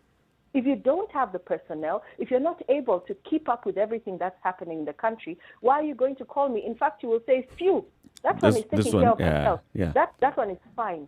But now back to what CT was saying. What are we doing? What would I do? Do you know what I would do? I would not announce my COVID results to anybody. Yep. I would kazana. I would find my mwarobaini somewhere. I would drink it. Yep. I would wear a mask. I would try to keep a bit separate from the kids, and they would not know why I'm not being so close to them. Yeah. But I would get on with life. And say, God help us all. Because I cannot afford to be sick. I cannot afford to lie in bed. I have to feed my children. We have to survive.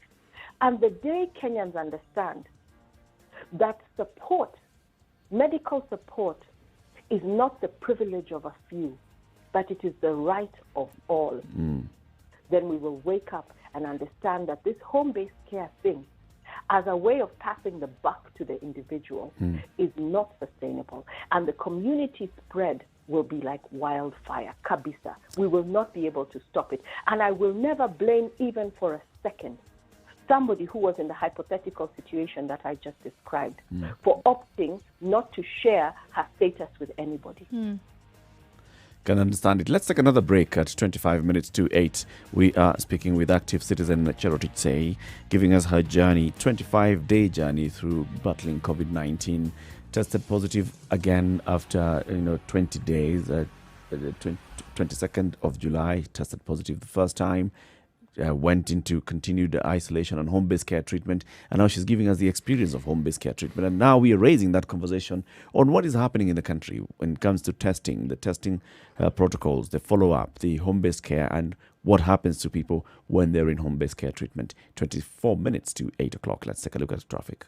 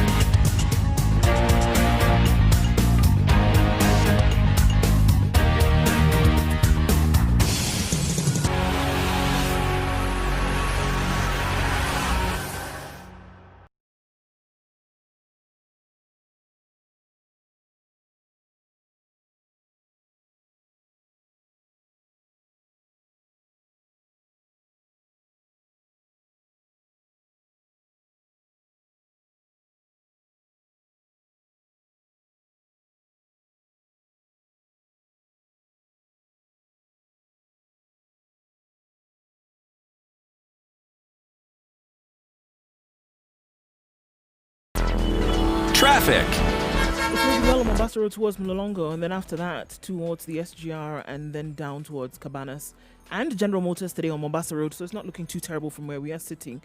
Officially in traffic hour, but we don't have any craziness as such. All right, so right around in Bakassi, there was that issue. But that seems to have been cleared up. Gong Road moving very well into the CBD, down then through either the City Stadium roundabout or then connecting with Valley Road thereafter and getting into the CBD. Not too bad. Thika Road is moving very smoothly today. Not to forget that tomorrow there are certain parts of the road that will be closed for the weekend, hopefully opened up again on Sunday evening. So plan your trips accordingly going into the weekend, because Thika Road will be affected by that installation of the footbridge truss. Okay, nothing jumping out at us just yet. Let us know what you see. Spice FMKE on Twitter so we can help keep moving things along.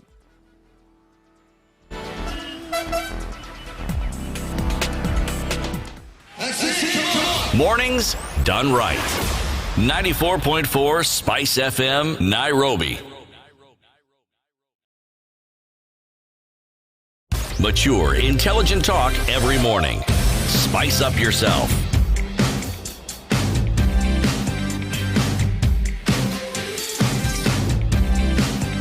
Mornings 21 done right. 8 o'clock. This conversation continues with Cherotich Say, active citizen, on fight against COVID-19, especially now when you brought in the conversation on home-based care and the home-based care protocols.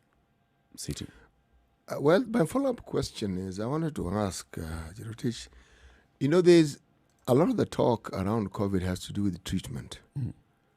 Now, what about prevention? Again, I want your thoughts on this. Okay, well, prevention, one of the things my doctors, the two who have been taking very good care of me via telemedicine, although I had a home-based visit yesterday for the first time. So that's another thing. You can actually consult without going to a clinic and so on and so forth. But one of the things they have both told me is that everybody at one point or another will catch COVID.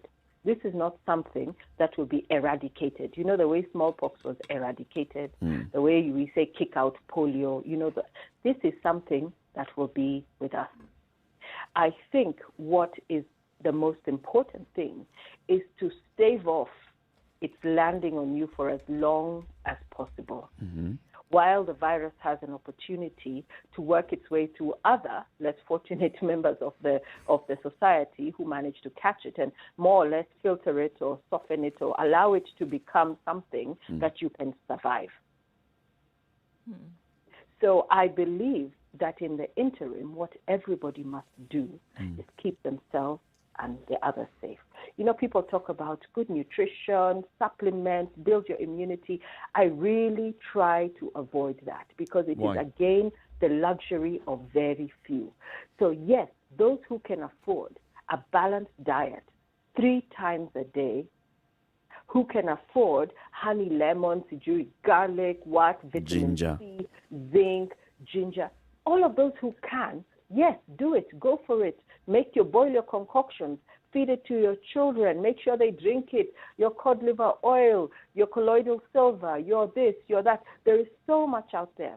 But I am sensitive to the fact that we are going to soon turn the prevention of COVID into an elite exercise that is 100% dependent on the resources you have. Yeah. And the rest of you who don't have money, God help you. And we're not actually talking about you because we know anyway you can't afford it. So if I go somewhere in Kayole and we start talking about how to prevent COVID, and I start describing honey, lemon, ginger, people will do control alt delete immediately. They'll say, this person is outside the realms. They don't understand our context and our reality. And that's why it goes back to the one thing I keep talking about. You need to cushion families. I was even thinking to myself, families that test COVID positive, who require assistance and facilitation for home-based care, should receive a grant, an unconditional grant that will facilitate, for example, lost income. So if I was working, the same, let's use myself as a single mom with 3 kids somewhere in one of the underserved communities or the informal settlements or slums, and I have lost my job and I was cleaning somewhere or I was doing this or that or the other, I need a grant that will allow me to stay home and recover, because it has replaced at least a nominal amount of my lost income and has allowed me to still take care of my family. If you don't support families practically in a humanitarian manner and with dignity, and offer unconditional cash, and I will be singing and preaching the gospel of cash transfers until kingdom come, you will not be able to prevent the rapid spread of COVID. People will catch it. We will all catch it eventually. But you also, will not how be able about the to issue stop of the isolation fallout. facilities, Ichiro? Because Isolation facilities are not enough. They are this not whole enough. idea of home-based care, like you said, so somebody tests positive and they still need to stay here with their family, and possibly because of the proximity of living quarters, they are likely going to infect their family members. They will. I mean, and that is the inevitability. If I had a house the size of my medium bedroom, as you would know in an apartment or a townhouse, the size of a bedroom, Yep. if we were all living in equivalent to 1 bedroom, of course I would spread it. By now my kids would have it, my husband would have it, and anybody else who comes to see me. It is inevitable. So I find it ludicrous when people say we are now reverting to home-based care. Moreover, a home-based care that is not based or predicated upon a very solid foundation of outreach and visits to people and facilitation. For example, if someone tests positive, I don't know, maybe Ministry of Health can correct us later on. Do they go home with a pack of masks, of sanitizer, of some basic equipment? Do they say we shall give you your round of drugs free of charge? No. Or do they say home-based, goodbye? Sort yourself out, and then Now, what is- and we'll then talk to you we later. talk that then we say that it's alcohol spreading COVID.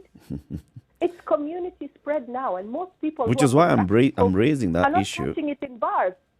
Which is why I'm raising the issue and saying, because whereas we support home-based care for those that are able to, then there are others that we should be clear that, you see, home-based care will not work in very many other cases.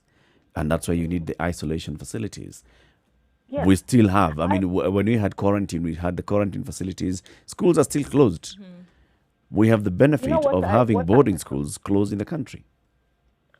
I wrote about this in an op-ed in March where I said, and I have worked in emergency humanitarian response for many years, and maybe this is why I'm calm, excuse me, in the face of an emergency, because that's not the moment to panic. But one of the things, and anybody who is an emergency response specialist will tell you, there are protocols that you put in place. I even proposed in that op-ed in March, I said, you can have rub holes. If you don't want to use primary schools and so on because of maybe aspects of fumigation or restoration afterwards, you have these military-style rub holes, big tents, that can be set up in certain parts, in community fields, if they haven't all been grabbed, in different locations of the city. So you zone the city. Yeah. And you have one for the south, for the north, for the east. You can put 500-600 beds in isolation.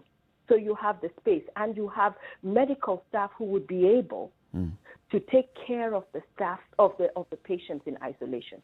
So then I would have the responsibility, for example, of saying to my neighbor, tafadhali chunga watoto wangu. Or if I have a relative who I can call to come and stay with my kids for the next 10 days, and I go to that facility and I check myself in, or I get admitted and I have a bed and I have care for the next 14 days or 10 days until my symptoms, or if I'm asymptomatic, or until I am deemed no longer infectious, and then I'm released back to the community. Cheryl, I'm a bit it worried. I'm is sorry. possible. Just I'm a bit worried. I mean, I'm just listening to you now, and I'm hearing what you were able to do and stay at home. And I think it was interesting because earlier you mentioned that not a call, not anything from the Ministry of Health, and we know for a fact that this information is sent to them in terms of who then is tested positive. But then I am worried about so many other people then who have been released into this home-based care, right? And then if there would be anything that they need in terms of information, which for whatever reason they're not able to get on their own, then they're not getting it. They're not. Look at the cost. Let's now do back of the envelope math. Because we're talking about the social cost, the emotional cost, etc. My test, which I understood is now actually quite an affordable, because it costs $60 compared to other labs that charge $80, $90, $100. I've heard of people paying $10,000 bob for a test. But then if you go to Kenyatta for your test or any other public facility, you have to be symptomatic before somebody will take the time to use their limited resources to test you. Right. So if you go privately or you have an organization or a company that can pay for your test, you will go to the usual Lancet, the usual. But I went to the IOM clinic that cost $60. I've done 2 tests. Actually, my husband has also taken 2 tests to be sure, and both times he has come back negative. And one of the people who helped me at home also went for a test and tested negative. So count that. 6,500 times 2 for me, that's 13K. 6,500 times 2 for my husband, that's now 26K in total. And then one staff member, that is 33K that we have spent, 32.5 that we have spent On tests alone. Yes. My drugs, my medication has come to about 13,000 shillings so far. And then you have doctor's consultations because this is not for free. And you know insurance companies have ditched us. So that comes to another anywhere between 15 and 30K. Okay? And then you have the cost of the so-called specialized additionals. So if your family is not in the habit of having, which my family is, but still the volume had to be increased, the bulk had to be increased of ginger, of honey, of lemon and everything. And then separate food or whatever you ask for. Although I must say with my loss of sense of smell or taste and all of that, you don't even want to eat. You have to be forced and reminded to eat because you really don't want to eat. But look at the cost of your supplements, your zinc, your multivitamins, everything that everyone is telling you to take. They are giving you this long range of healthy available supplements, which will cost money. Then the hidden costs, rent, utilities, the fact that I have airtime or bundles or Wi-Fi, electricity, water.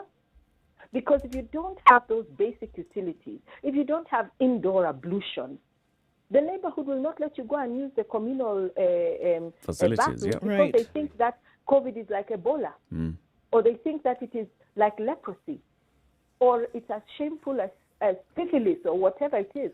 So it is very expensive to do your home-based care. By the time I come out, minus the running costs of rent and so on and so forth, you can be at tens of thousands of shillings. Who has that money?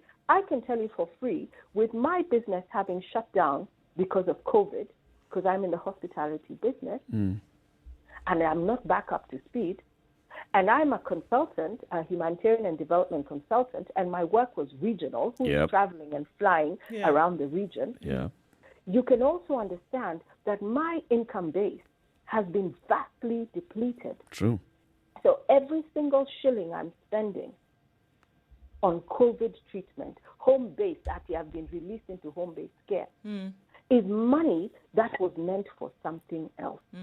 And if push comes to shove, if I had to make a decision between buying my medication and making sure that my kids have something to eat, you can be sure what I would choose. The choice is pretty obvious. Basically, what it sounds like is home-based care is just as expensive. Well, not just as expensive, let's be fair. It's still expensive, but, it's not as expensive as if you were in a hospital, because in a hospital, then you'd be paying for all those PPEs that everybody would be wearing just to attend to you. we have only removed that cost, but all the other associated costs are still there. I mean, it's still expensive to treat COVID-19 wherever you are, at home, in the hospital, wherever. It'll still cost you. The question I want to ask is it expensive to treat COVID, or has it been made expensive? It has been made expensive, CT. If you look at now what we have spent, the replication and the duplication of cost of PPEs because of the corruption. Yep. Jack Ma's donations disappearing in action. If you look at how much it has cost, ostensibly, the government to procure the equipment, the drugs, the testing, every single element of procurement, of support for COVID is riddled with some kind of irregularity and there's some kind of corruption. So why it is expensive is the opportunity cost of corruption has been landed on the taxpayer. So we are looking at treating someone in hospital to the tunes of tens of hundreds of thousands, even some people who ended up in ICU, were in the millions. Yep. Why should it cost that much? Never mind the issue that private hospitals and what they charge, this is just immoral. That's a story for another day. Yeah. So at the end of the day, CT, it should not cost that much to treat someone who has COVID. But people have come in, politically connected individuals, to capitalize and maximize on the money that seems to be flowing from an open tap to help Kenya deal with COVID. This is the last circle of Dante's Inferno. It is the worst form of criminality. I thought that Kenya had sank, and you know me in the energy sector, including every single thing that happens, how they steal from consumers. I thought we couldn't sink any lower. And look at what we are doing. We've proved you wrong, haven't we? I mean, is there another circle of hell? I That we suspect can- that we being can think Kenyan, it. yes. Oh, yes, there is. I'm sure we'll come across one. Just when you think you've reached the nth, something else will come up which will make you ponder and say, why on earth did I think we'd reached the end of this? And the cost keeps getting worse. You see, the worst part of it is those in government, if they fall sick, or let's say when they fall sick, because we expect that people are going to fall sick. When they fall sick, they get treated. All these costs are basically our costs. It's not their cost. Yeah. So they don't Not feel the their- pinch. They don't feel the pinch of, don't. okay, so I was in hospital, I was in ICU for 4 days. I moved from ICU to HDU. I stayed in general ward. I still tested positive. 25 days down the road is when I was released.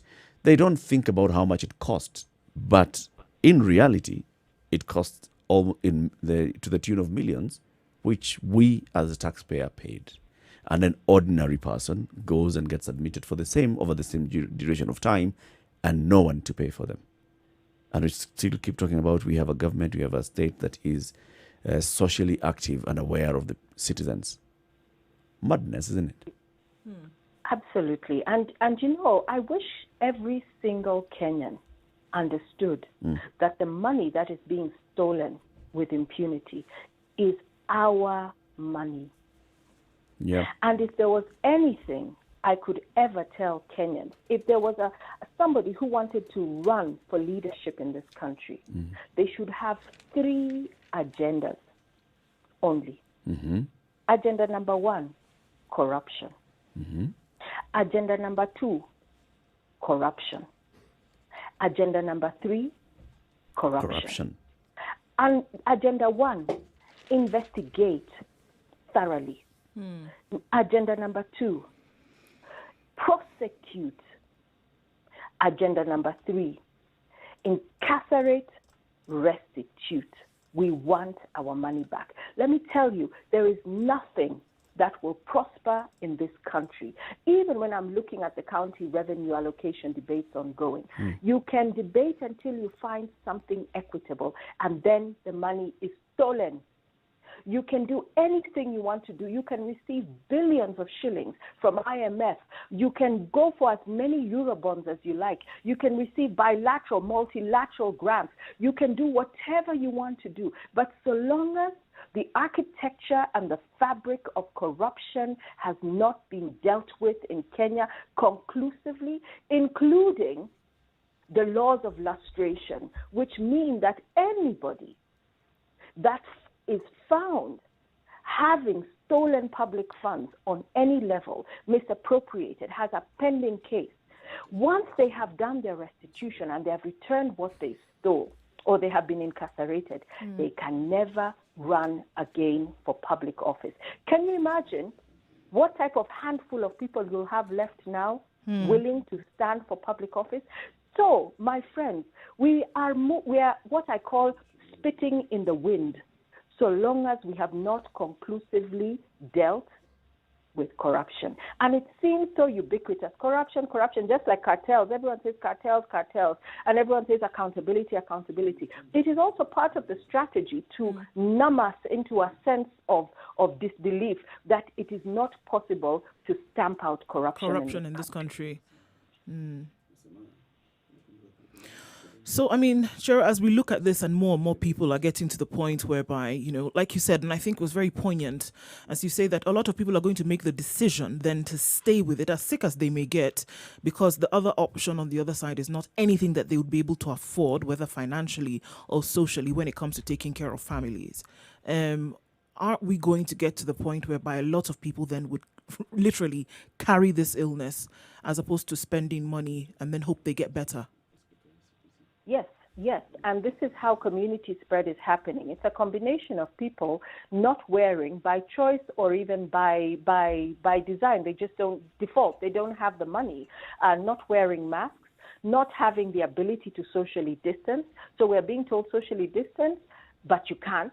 So there's all of that. It's going to spread. It's going to be every single place that you look. And instead of the government looking at how to cushion and protect and ensure that communities, because you cannot eradicate slums in 2 months to make people ready for COVID. Slums are public policy failures and have been with us for decades. And you cannot build that Rome in a day. It will require a systematic rethinking of urban planning and cushioning of the population in a different way. So let us leave that process to one side. What do we need to do interim? The government, instead of looking at cash for families, allowing families to find ways of taking care of themselves. So many people have reached out to me and said, I want to send my family up country, and that's another debate. You're sending people up country to infect the older people and kill them. That's another debate. But somebody said, the safest place for my family right now is on my little plot up country, but I can't afford the fare to take them there. So when people do not have the means to organize their lives and find the safest possible ways that they can live through this thing called COVID, which will be with us, at least the socioeconomic ravages for the next 18 plus months. So long as the government is instead spending money buying body bags, saying, we have already given up, you're going to die, guys, and we're just waiting to put your bodies in bags. Instead of the government focusing on keeping people alive, they are focusing on the after effects of wide community spread and potentially people dying. But my physicians have said lots of interesting things about COVID, and they say for some reason, as Africans, we tend to be a little bit more resilient. It does not mean we are not catching it. It could have to do with our vitamin D absorption. It could have to do with a whole bunch of things. But we can only thank Providence that at this point in time, unlike Melinda Gates' prediction, you don't have bodies littering the streets and piling high up and everyone dying left, right, and center. And we can only hope that it stays that way. Yes, and most of us are asymptomatic. Maybe we have gone through so much. We have had malaria, we've had flus, who knows why it is that our bodies are a little bit more robust when True. it comes to the virus. True. And don't forget, I'm not a medic, so I'm not stating any medical facts here. but Chero, I'm just thank saying you. that there are these debates. Indeed. Thank you very much, Yes, Titsei, yes. for speaking to us, and we wish you all the best in this recovery. Now you're Thank saying you you're feeling so much. about 80%. I'm 80% there, recovered. but please, Eric, would you allow me just to encourage all Kenyans Yes. who have tested positive for COVID? Do not be afraid. I came out in public, not because I like my private medical information out there, but because I believe we need to start talking about this. We need to be in the open. There should be no stigma attached to COVID. Anybody can catch COVID. And I would encourage everyone who is suffering, anxious, stressed, worried, alone in their homes, reach out to me. You'll find me on Twitter. Send me a DM and say, I am stranded. I have so many people. I feel like a psychosocial counselor. I have so many people who have already reached out to me and told me their symptoms. Some people just want to talk. Wakenya, don't hide and suffer in silence. And middle class are big culprits also. They don't want to be seen to have someone in the household with COVID. In fact, the stigma lives a lot in the middle class. And I am calling Indeed. out the middle class to stop stigmatizing other people. We are the same ones who move around with impunity, who think we can afford hospital treatment. But when somebody catches it, the level of pariahdom that you're sent to is absolutely unacceptable. So I encourage Kenyans, don't hide, speak about it. Look for someone you trust. Look for me, even if you don't know me. Let us be open about it. We will all catch it. 3 of you there at one point or another will catch it. Yeah. And we cannot hide it. So I'm encouraging all Kenyans. I'm also saying pole sana to those who are still in hospital, struggling to recover. I'm also saying pole sana to the families of those who have loved ones who lost their lives to COVID. Asante sana, Chero Teach, and have a good day. Thank you so much. Thank you, Have a Chero. good day, my friends. Thank Take you care. very Be much. safe. All right. Bye-bye. Thank you so much. Bye. 102.5 Spice FM, Kisumu. All right, let's take a look at what it looks like now. Looking much better on Mombasa Road. I don't think we'll see much of an issue today. It's moving very smoothly and not much traffic in that area. Taking a look at Thika Road, however, it's slow. It's not too terrible. Not a bumper-to-bumper situation, but it should be fine as you then get into the CBD. All right, we're looking at the weather now and how this is affecting traffic. The fog is quite low outside of the NMA as you head towards Naivasha, head towards Nakuru. So everybody, and still even at 8 o'clock with the sun peeking through a little bit, but that means that traffic will be affected. So take it easy there as much as you can because visibility is low. It looks like it will not be a crazy traffic day today, but we're keeping our eyes open in case anything does change. Don't forget, you can also let us know what you see. Spice FM KE, that's how you can reach us on Twitter. Let's keep moving as painless as possible this Friday morning.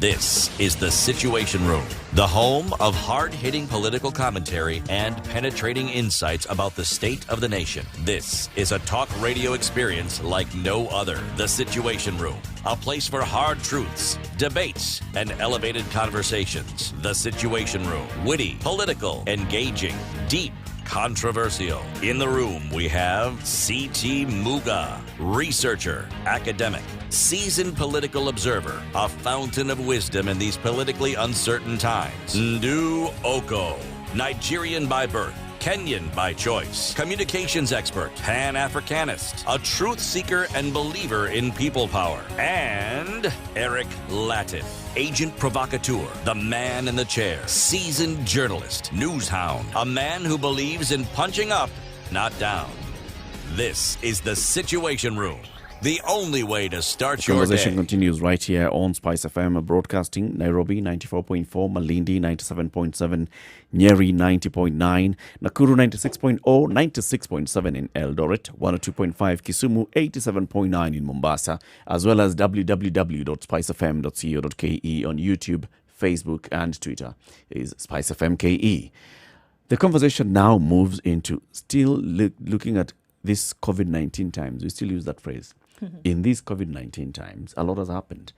Just Chero Teach herself has given us her own testimony of what is happening in terms of her livelihoods. She runs a business. That business has been severely impacted by COVID-19.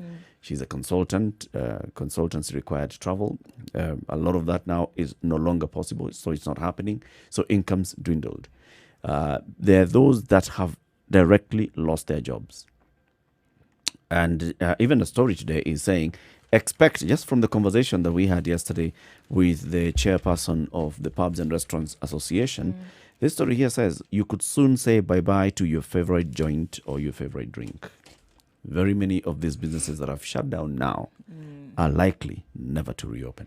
Are you suggesting, Eric, that the real struggle we're having here is with change?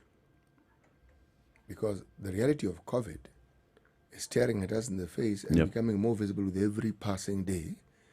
And yet the debate still rages. You still hear people asking whether it's true or not. But more importantly, because of COVID, there are certain things that are facing us again. Lack of employment, reduced incomes, health issues, cost issues. These are realities. Now, is it that people are slow to adjust and unwilling to adjust? Or is it just that people are just generally overwhelmed? Well, I think it's a combination of these factors when It's we look everything. at what's going on. Because, yeah, I mean, this is the way of life that people have been used to for the odd 10, 15, 20 years, depending on when you entered into a job market, for example. And then now you're being asked to change that or bring things completely on their head. So, yes, I think there's an overwhelming factor that plays here. There's the fact that change, nobody really likes change. Even if it's even when change is for the better, people are going to take a minute to be able to adjust to it. So we're looking at unprecedented, whereby everything that you were used to, then you're asking to change. The way in which you live, the way in which you operate with other people, the way in which you educate your children, the way in which you work, the way in which you socialize with people, that has to change. But also you've got to remember that human beings are by nature very resilient. I mean, you'll look at that. There's a reason why we have words. We have a word like adapt in every language, however you look at it, whether it's a word or a sentence, but there's adapt. Because something has happened and now you need to shift gears and pivot into something else. This is what is expected. The reality of the COVID situation is that it was sudden. So suddenly this is what you were doing. You had already carved a niche for yourself. You'd already started on this journey. You were making a living from this. Suddenly, it has come to an end, an abrupt end. And it'll take some time for some people, to pivot and move into something else. Others, it may be faster because maybe they were already prepared with such kind of livelihood where they live today, you do this, it doesn't work, tomorrow you can quickly move into the other. Others, you've gotten into a comfort zone. And now moving from that comfort zone and thinking, so what can I do now that will continue to earn me a living? It's taking long. So I guess it's a reality of all those things that we're talking about. So let's talk what could then happen in terms of life after this COVID-19, life after layoffs. Pick yourself up, dust up, and find yourself. Joined on the line now is by leadership coach Pamela Rita Munyi. Pamela runs consultancy and training on leadership and on people, looking at new opportunities. Pamela, thank you very much for speaking to us. Good morning.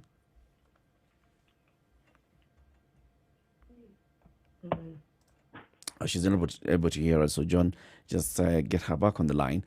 So Pamela is going to be talking to us about, what is it that you can do to pivot yourself, to move from here to the next stage in life, to do what you're thinking that this is it. Life has given me all these lemons. Well, and then you're looking at things like the new normal, and everybody says the new normal. And it sounds like a buzzword that goes along with COVID, but actually is the reality that certain things have to change. How are we then going to be able to adapt with this? You lost your job, and perhaps now you need to look at the option of, using whatever little resources that you have to start a business, for example, to be able to get by, or apply for a new job, or start to look at ways in which you can basically survive. it really does call for that. How do you begin?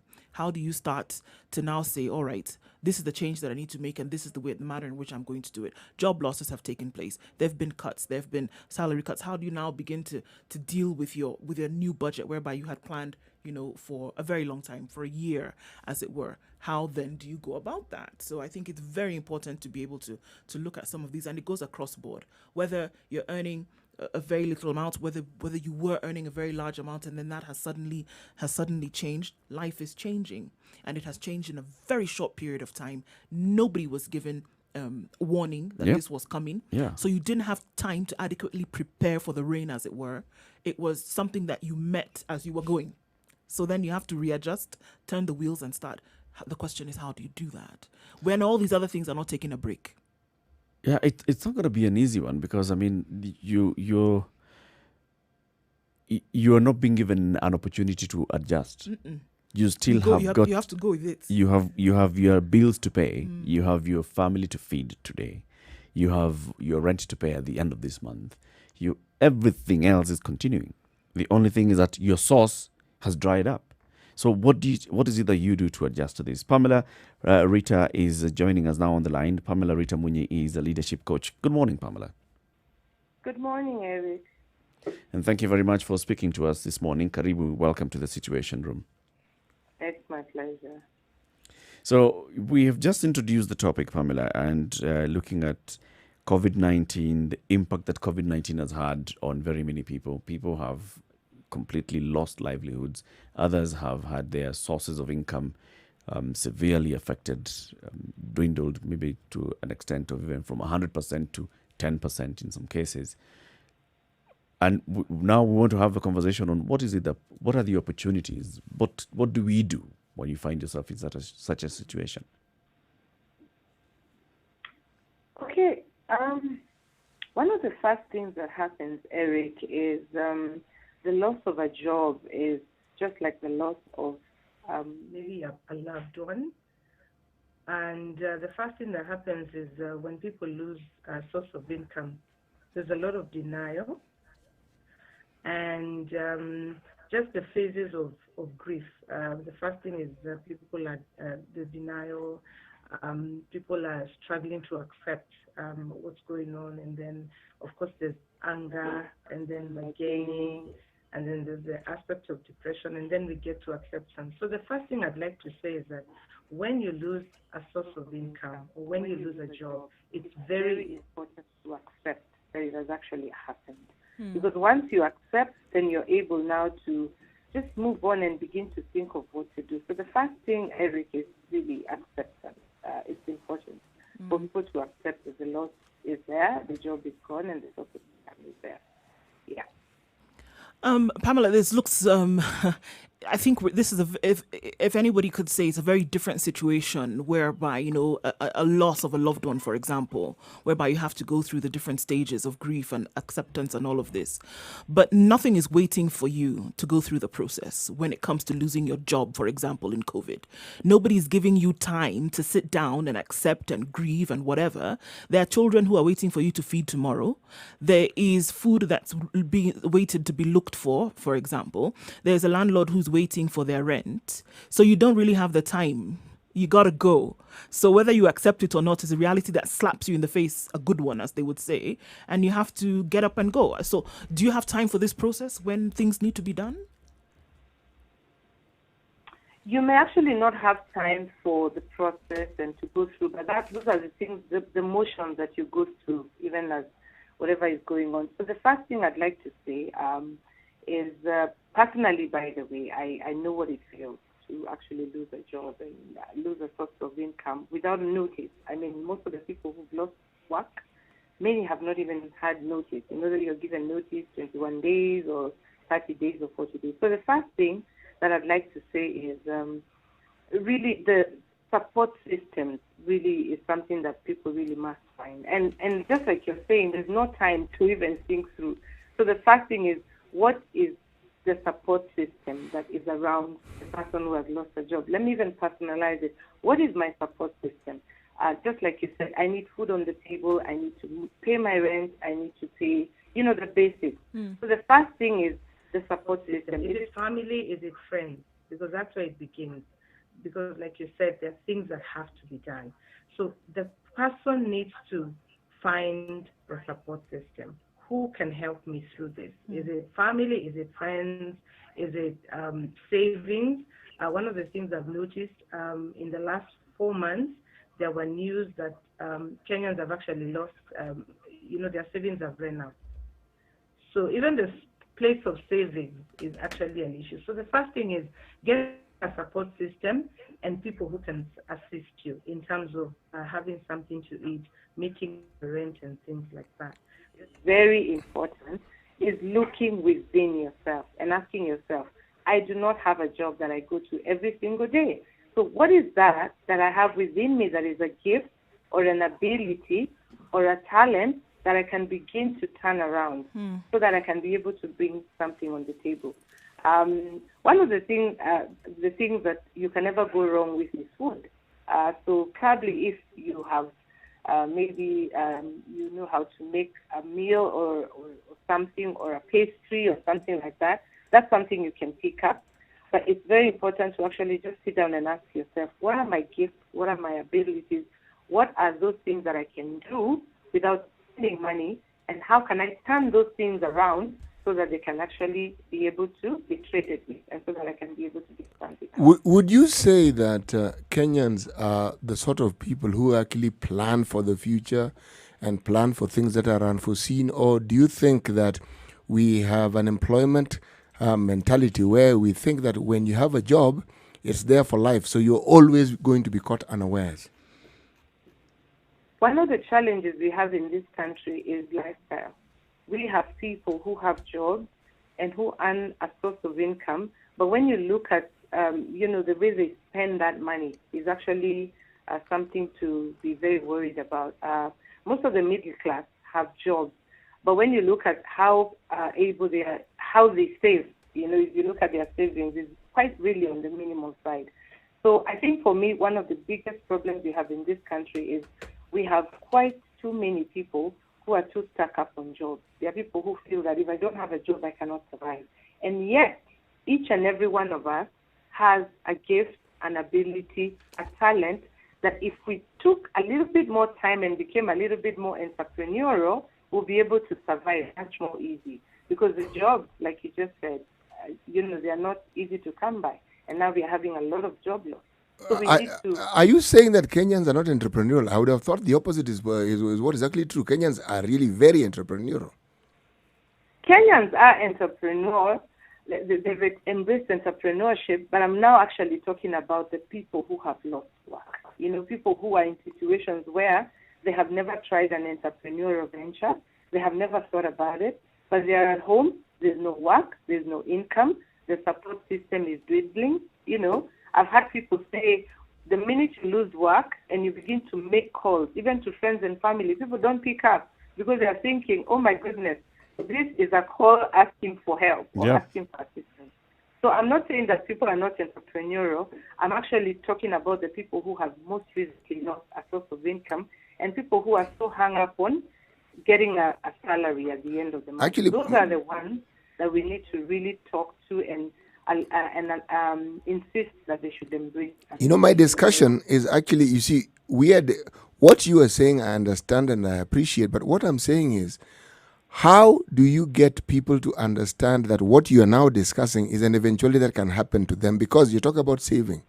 If someone is part of an insurance scheme, it is a saving, but with also a rider of a safety net. If employers have an understanding of what could happen in the future or not, they ought to have schemes that would enable their employee, even if the job comes to an end or the business comes to an end. So it's not on them, it is on a body that deals with such things to ensure that this person's life or livelihood is actually looked after. I'm talking about changing the way we look at the way we plan our lives. Because if we think differently about planning, then the discussion we're having will be there, but not in such great measure. I'd like to actually bring something personal that we have gone through. I hear you. There are some employers who are actually very sensitive about the situation, but there are some employers who are not. And so when you look at it, is yes, it's possible to plan for a situation like this. But what happens when the situation comes around and you actually are able to pick on what you had planned and put aside for, but then by and by it dwindles and it goes off. How do you handle that? And as I speak to you, there are many people who are listening to us who now do not have that soft spot to land. If it is savings, the savings have run out. If it is something, the support system, it's not there anymore. So I think those are the people we really need to talk to and say, so what you are focusing on is not there any longer. What do you have within yourself? So that essentially, you can actually stand up?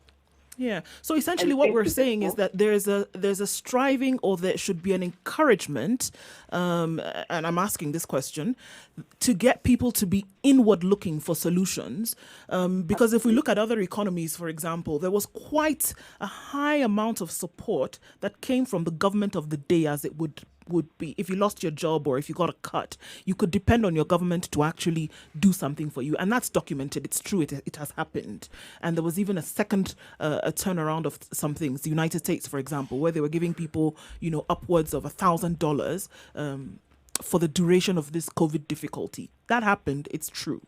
So essentially what we're saying in this neck of the woods is to say people must be inward looking for solutions that would help you through this. Yeah, actually that is it. And another thing that is very important that I'd like to say is that whenever you get something to do, if somebody employs you, whether it's a job or whether you have an entrepreneurial venture, you need to always ask yourself, what happens the day that this is removed and it's not there? What happens the day that this source of income is not there? So inward looking is very important. And there's something I'd like to say that I've also observed, especially in other places and other economies. There's a lot of encouragement, even in the education system, for people to pick up on what causes them, what drives them. There are things that we take for granted that could be hobbies or could be talents or things we do without a lot of training. But those things could actually save you on a rainy day, on a day when you do not have a formal employment. Yeah. But I think this conversation then brings various angles to it. There is the first one where, in ordinary times, when the sun is shining, what do you do with that, in terms of now creating that savings culture? And I agree with you, CT. I think in this country, our savings culture is put to question. Although others could argue, if you look at the proliferation of SACCOs, that is a saving culture that is right there. That it shows itself that people actually are members of SACCOs, so they are putting money aside for saving, and they know that this is also a pool that I can get into if I wanted to invest into something where I can get a loan and use my networks as co-guarantors. So that can go as a counter argument to what I'm raising here, our savings culture. Then the other one is the entrepreneurial culture, where this is the other thing that is known in this country. Everybody has a side hustle. Whether they talk about it openly or they don't, somebody's always thinking of what else I can do. And they call it a side hustle, where, like you're saying, Pamela, maybe it's a hobby and you do something to make a living out, 1 or 2 shillings out of it. Very many of those side hustles also get impacted at the same time as you've lost your job. So right now, there are people who had formal employment. They were also running some side hustles. Maybe they were running some entertainment joints, some food joints, some there were DJs somewhere. Those have gone. Eric, according to the Kenyan Yearbook 2018, the percentage of Kenyans, they're talking about 20 million adults, all right? 22% are served by commercial banks, microfinance institutions, while 17.6% are served by SACCOs. The people who join these SACCOs and who form the body of individuals who are in this sort of scheme, and we haven't thrown in insurance, are not a large number. Even if you do the maths, even if you add the banks, and then you add the SACCOs, we barely get to 40%, meaning the majority are not served by this. Why am I mentioning this? Can I give an example? What Please, I'd like to carry say, on. Okay. one of the things that I think Kenyans need to learn, COVID-19 pandemic has come around, and it's going to really help us to just do things a little bit different. We have observed that we do not have a saving culture in this country. And I can tell you for a fact that is true. So what is it that can be done? What multi-sectoral approach can be done so that we begin to actually encourage Kenyans to save? 3 years ago, my contract expired at a place that I was working. And what happened is that you had to leave. And it was many of us, and we were at the top of our career. You know, we thought that actually the contract was going to be renewed, but that did not happen. Now, the first thing that happens is that you actually get hit by this realization. And one of the things that is happening in Kenya now, especially for the people who are quite educated and exposed, people who are middle-level career, you realize that once you lose a job, it's very difficult to get another. So the first thing that hits you is that how are you going to survive for the next 6 months or for the next 1 year, depending on what route you will take. Even as we have this conversation about gifts and hobbies and things like that, there's a period. Why did you think your contract would be renewed? Pardon? Why did you think that your contract would be renewed? You knew it was a 3-year contract, it came to an end. What made you think, or what made you hope, or what made you hanker your plans on the renewal of this contract? Oh, performance, and that's what everybody thinks. It's going to get you a job at the same time.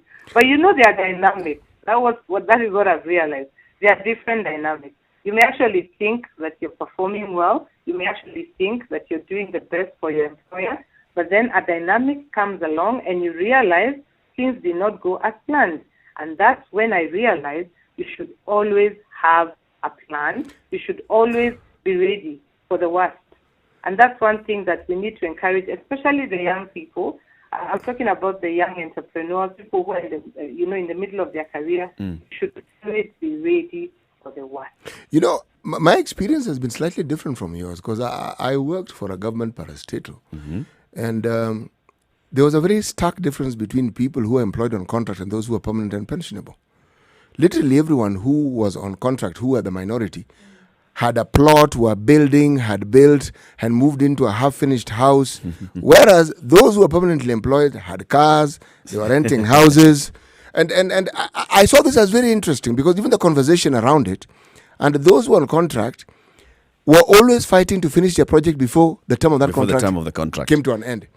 Those who were permanently employed, I never saw them struggling. It's permanence. I never saw them moving in that direction. They'd change cars, change residential places where they paid rent. But I never saw them with the same energy of trying to do things, personal things for themselves.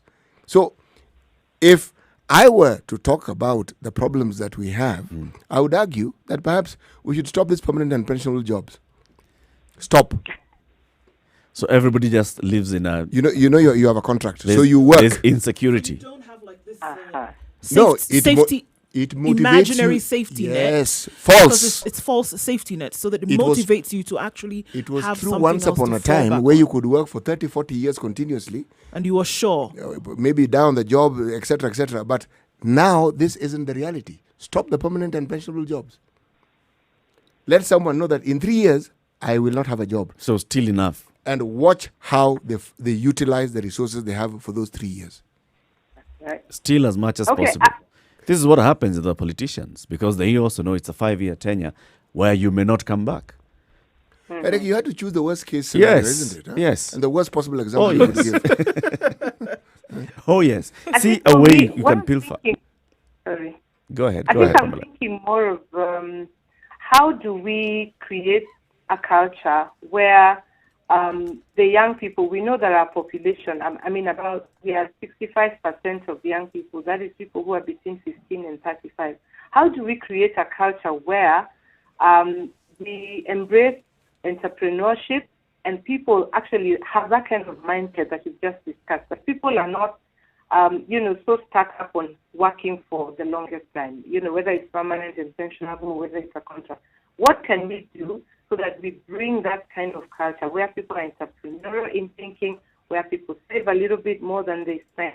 How do we do that? What Because can we need to do? begin to think Oh, about there's lots we can do. What can we do? I mean, from where you're sitting, Pamela, what can we do? Because I think a lot of people are sitting in that moment when they're in that would-be despair and are asking the same question. And I think we're at the point whereby we need to, as quickly as COVID came and overturned everything, then we need to churn out those solutions, in terms of ideas, just as quickly as COVID came. As we take a break and come back, I have an argument against this whole thing of pushing everybody to have an entrepreneurial mindset. I think that may be counterproductive in the long run, because now you've hired somebody and somebody's just sitting there. 70% of their mind is not on the job that you've employed them to do. They are thinking of their side hustle. They're thinking of, I have overstayed in this employment. That has a counter to It's counterproductive to everything that we're hoping to do. 28 minutes to 9 o'clock. Let's take a quick break, take a look at the weather and traffic, and then we continue the conversation with Pamela. And Pamela is a leadership coach. We are talking about these COVID times. People have lost their jobs. When you coming out of these layoffs, what is it that we can do? What are the opportunities that present themselves in the society? Keep it right here. This is a Situation Room. It's Kenya's biggest conversation.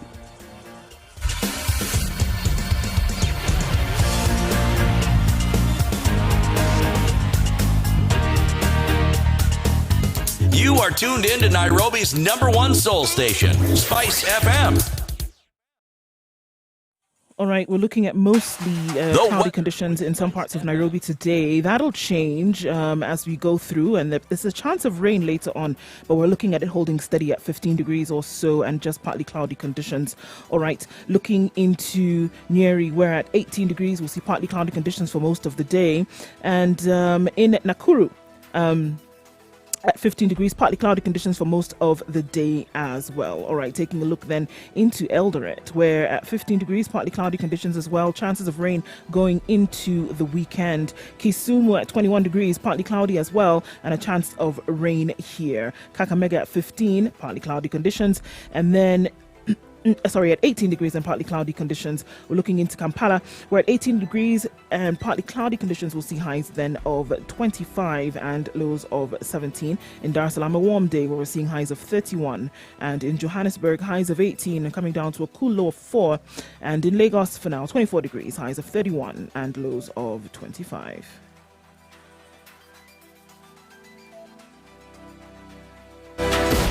Mellow Spice.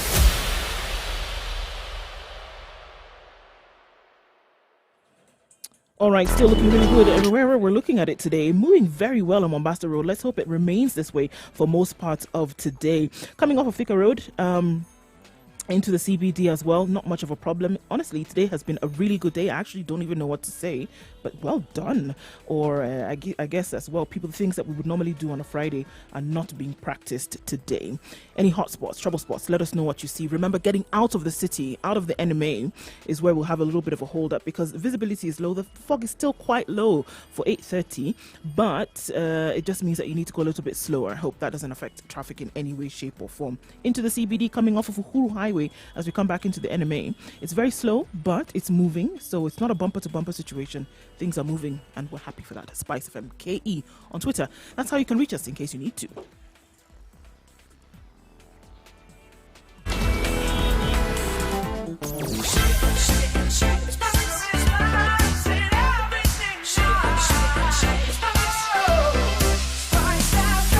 Spice up your life. Mature, intelligent talk every morning. Spice up yourself.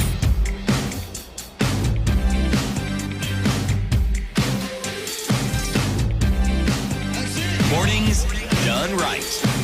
94.4 Spice FM, The Nairobi. conversation continues at 25 minutes to 9 o'clock. This is Kenya's biggest conversation. On the line with us is Pamela Rita, and she is basically just giving us her experience and what she does. She's a leadership coach. She's taking us through, what this kind of thinking, the new way of thinking. COVID-19 times, people have basically lost incomes, and you're thinking, what do I need to do to stay afloat? City, you were raising the issue of, first of all, let's think about the before, as you're getting into employment. Think about the day that this can come to an end, because this is it's reality. It is a reality, but if you consider, for instance, countries that are known for their innovations, all this process of innovation doesn't begin when people are adults. It begins in their schools.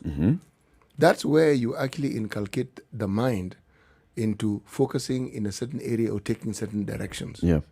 But if you remember from independence, the songs that we had that encouraged people to go to school told them that after you had finished your education, you'll get a very good job. Yes. That was how the songs went.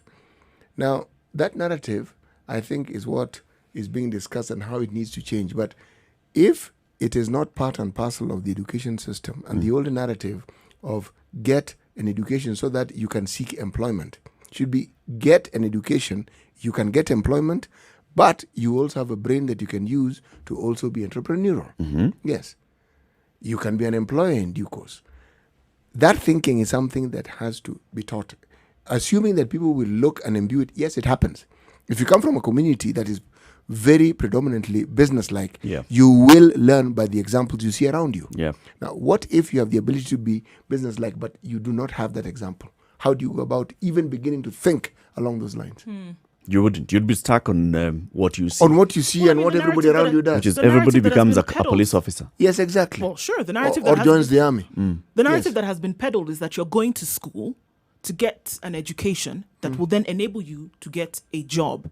It's not that you would have to think out of the box to do something that would then give you any kind of added income. So I guess, Pamela, a question would be then not necessarily what do people do in terms of businesses, but then how then do you shift your mind to look at the different options that are available without necessarily taking your mind off any kind of employment that you would have? Not even available. How do you create those opportunities? Yesterday, we talked with one Mr. Nicholas Ngang, and he talked about gaps. In every situation, when Pamela talked about going into selling, doing, yes, that's seeing a gap, realizing that, wait a moment, this is not being done. That's a gap. It exists. Yeah. But your mind has to be geared in that direction. Now, she's right when she says COVID has pushed us to think beyond that. But how do we actualize it? How do we actualize this, Pamela? I like that question. I think one of the things that has come up is the education system. But I also want to say it is very important for all of us to approach life with the knowledge that we are all gifted in a particular way. I'm sure you've had people talking about, this is what I do, I love to do it, and I get paid for it. I'm sure you've had that narrative, yeah? Now, we need to get to that place where people actually look at life in light of what they are wired for and what they are good at. That is very important. I like what Eric said. How do you then move people away from their jobs because you're encouraging them to think entrepreneurial? Not really. People can still do what they do and they can be good at what they do, but they need to be sure that that is what they are wired for in terms of their gifts and their abilities and their talents. Now, as much as we begin, even in the school setup, we also need to bring this conversation home. How do we view the children that we are raising? Do we encourage them to go to school and work hard and get a job? Or are we concerned in finding out what is the gift of this child? What is this they do and they enjoy doing it? Yeah. How can I wire the education that I offer to this child so that whatever they are doing is actually preparing them to be an expert in that field? So that they are excited about what they do. They also want to, do it so that they can impact society, not just for the money also, but just for the purpose and for changing lives. I'd like to take this conversation to some of the people who have actually have come up with innovations that have gotten them to make a lot of money, but those innovations have also transformed society. What happened? They were trying to answer to a need. They were actually doing this because they loved to do it, and they were solving a problem in society. You get? So one of the things that I've also realized is that I think sometimes we are too, focused on what am I going to get out of this, as opposed to what solution am I bringing to society. Those are some of the conversations we should have. So there's the education system we need to look at. There's the home front, where we need to begin to have those conversations where children are actually raised in a particular way. And then there's this grown-ups, people who are in their 20s, 30s, and 40s who've lost jobs. Where do they go and seek help? We need to have avenues where they can be able to seek help and where they can be able to actually get people to change their thinking. What would these avenues look like? These avenues that they could go to for help? These avenues look like making sure that coaching and mentoring is available. And these are people who don't have money. So you cannot actually begin to tell them to go to a coaching firm and pay some money. What can the government do? What is the government doing to actually create, opportunities where these people can be helped? How NGOs and, people who want to help, how do we create avenues where we can come up with support groups? How we can be able to help people think differently, in terms of the situation they're in. Because like I said at the beginning, even though you did not agree with me, that, a loss, you go through a process. And one of the things we need to help people at home do, we need to begin to encourage them to think differently. Yes, you do not have a job. Yes, you do not have a source of income. It is not the end of the world. There's hope. I like that idea of the support. It's a social, it's called what? Psychosocial support that should be well structured within the community. In addition to doing kazi mtaani and bringing all these youth and telling them go and collect garbage, what else would the government be doing in terms of bringing them together and giving them a new avenue of thinking, sharing your ideas? Because as people sit and they brainstorm, somebody will come up with an idea and others can fall into that and support that idea, and it generates something fresh and something new. What we are seeing now, even when you see people moving from employment and going into, we saw yesterday a story that was covered in the Standard, where it was a teacher who had been employed by a BOM, a certain school, has now moved into selling mandazi. You see, there are people who are individually just getting up and thinking, I've got to do something, with no support at all from any structured support. It's just being pushed to a corner and adapting. But we need that kind of support within the community. How do we put together that kind of support, though?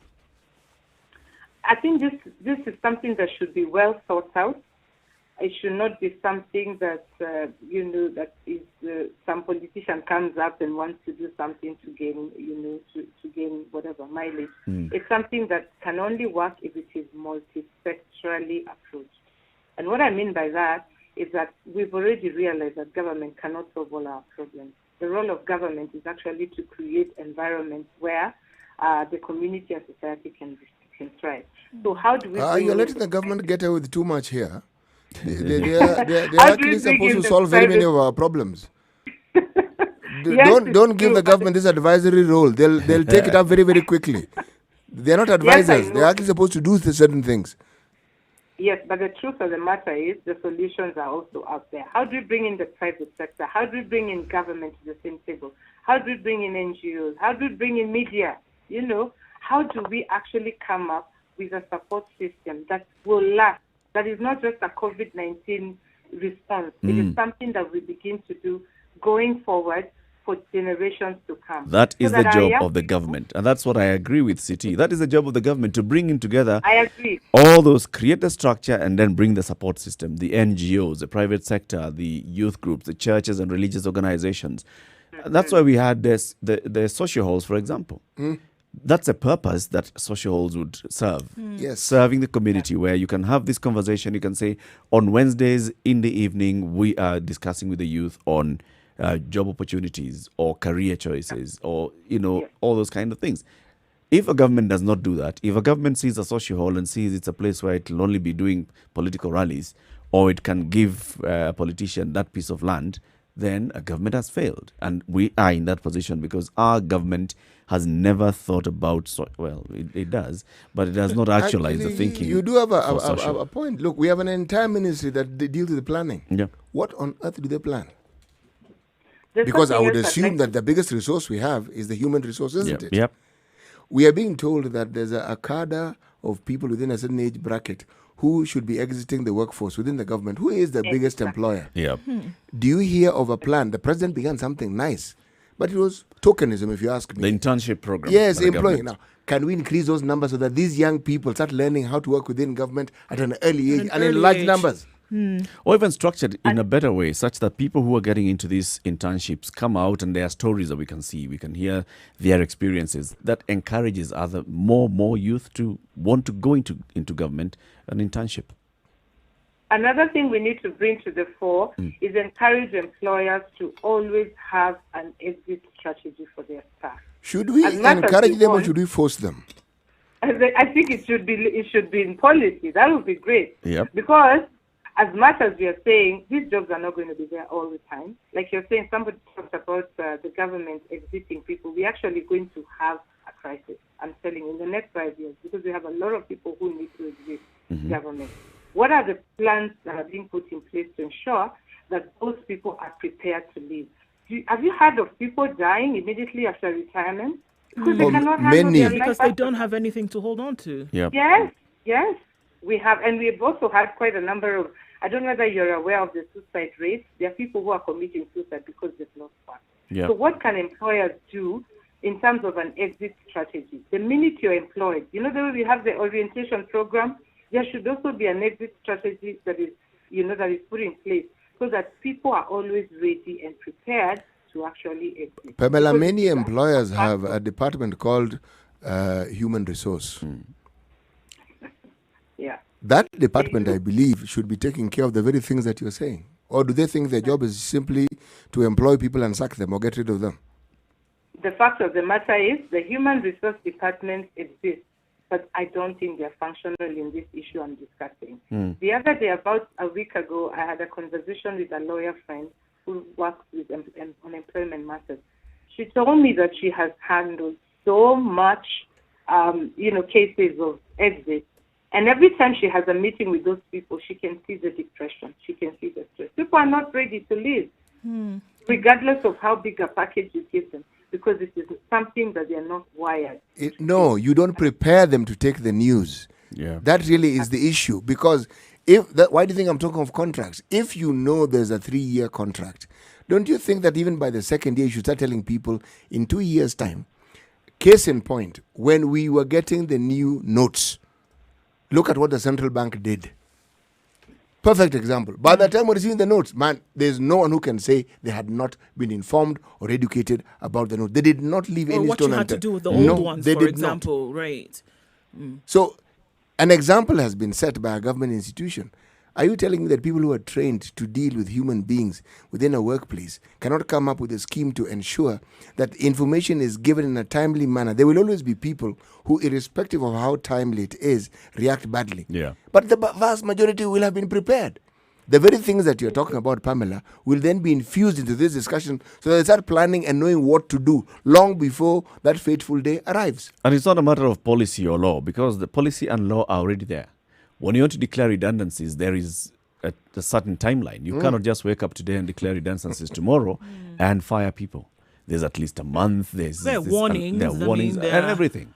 So on paper, these things are there. It's now ensuring that the relevant departments do that. And if it doesn't start from the biggest employer, that's the government, then the private sector is not going to be looking up to anyone. I'm still at that point, though, Pamela, whereby, we can talk about things and how they should be and how it would be great if this and the other thing were happening. But the reality of the day is that it's clear that there are certain things that are not happening, right? In terms of that buffer, right now, it doesn't exist. If we're just going to look at government, for example. So I'm still at that point where there are a number of people, and we're not just talking about young people here, middle-aged, older people who right now in this space are looking for an answer, are looking for an option, are looking for advice then in terms of what to do. Because although the change that came about as a result of COVID was quick, the effects are almost permanent. So what really, I'm still at that point of what needs to happen Practically, today. practically now. Yeah, and I really wanted us to get there because there are people also listening who are in that category. I think the first thing I said, to be as realistic as I can, is everybody who is in this situation needs to identify a support system. Because whatever we are discussing about discovering gifts, abilities, or strengths will take time. And by the time you come up with a business idea, whatever it is that is going to bring you money, whether you want to sell masks, I know people have been selling masks vegetables, whatever it is. The first thing you need is identify a support system in your life. What works for you? Is it your family members who kind of support you? Is it friends? Is it the church? Is it the government? Whatever it is, you need a support system because you need to survive. The second thing that once you've identified the support system is you need to begin to think and quickly.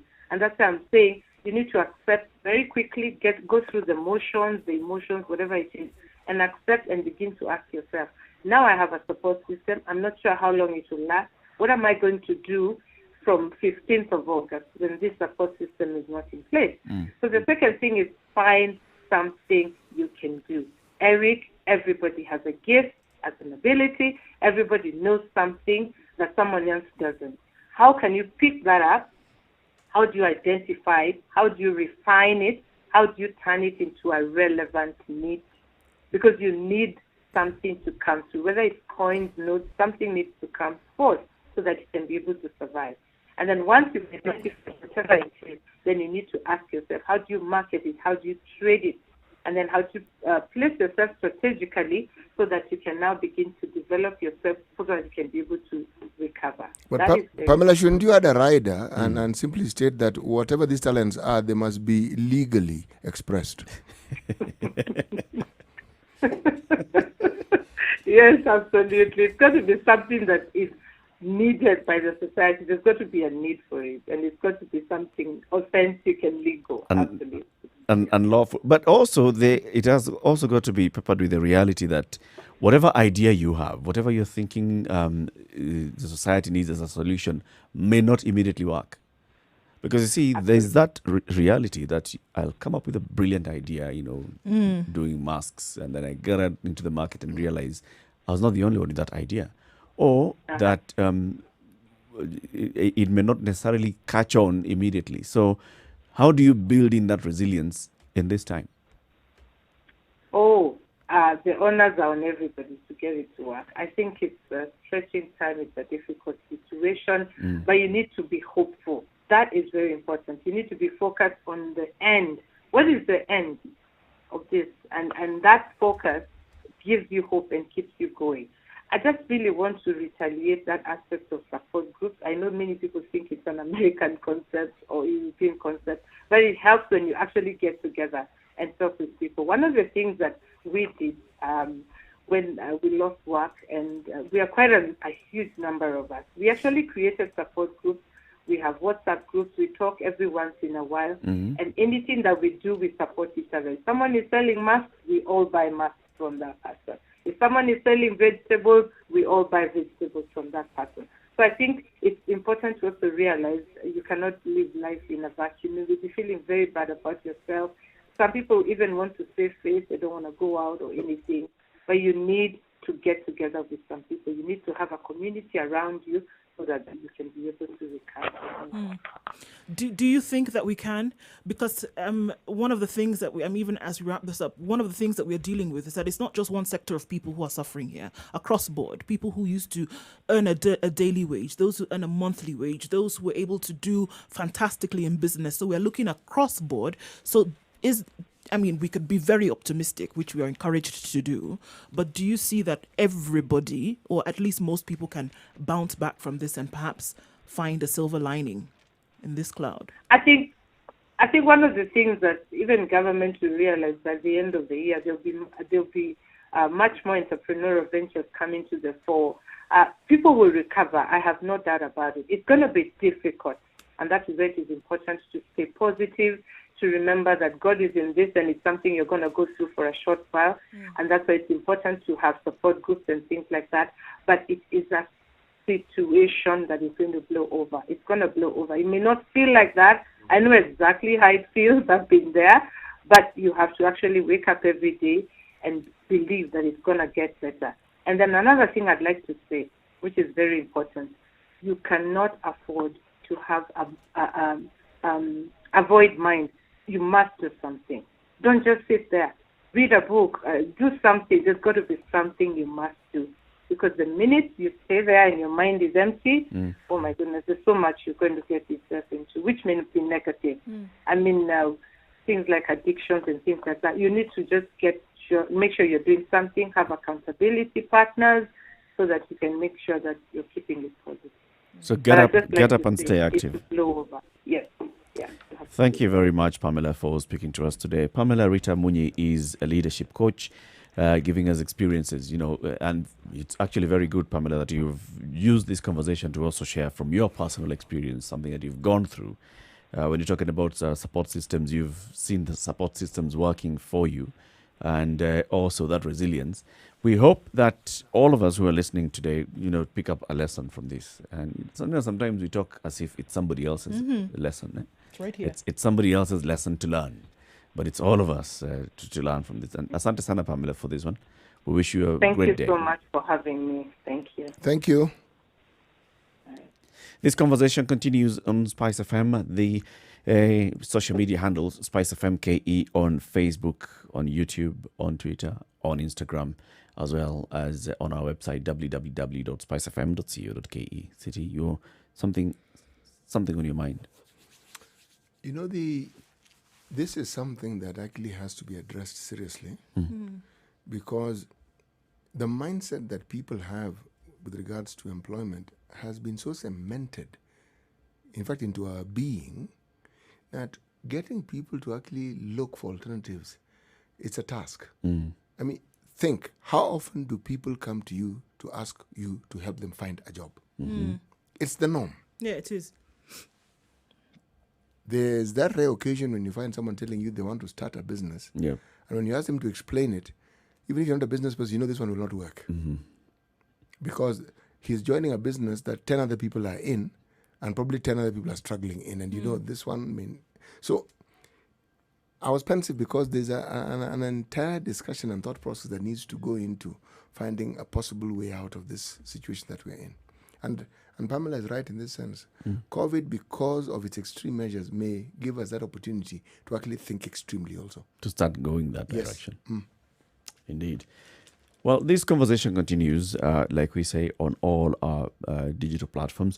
In the next hour, we change the conversation once again. We have been celebrating it's a World Breastfeeding Week, was it? Yes. World Breastfeeding, Breastfeeding Week. Yes. It ends today. Started on Saturday. All right. apparently.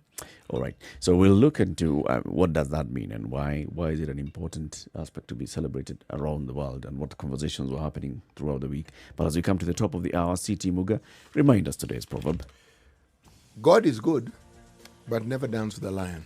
This is a Zimbabwean saying. Yes. God is good, but never dance with a lion. Don't push your luck. Sitting there at you, but we know but God, you're on your own. Yes, you are looking at the lion thinking, nice pussycat. The lion is thinking, nice dietary plan. Yeah. Yes. Lunch.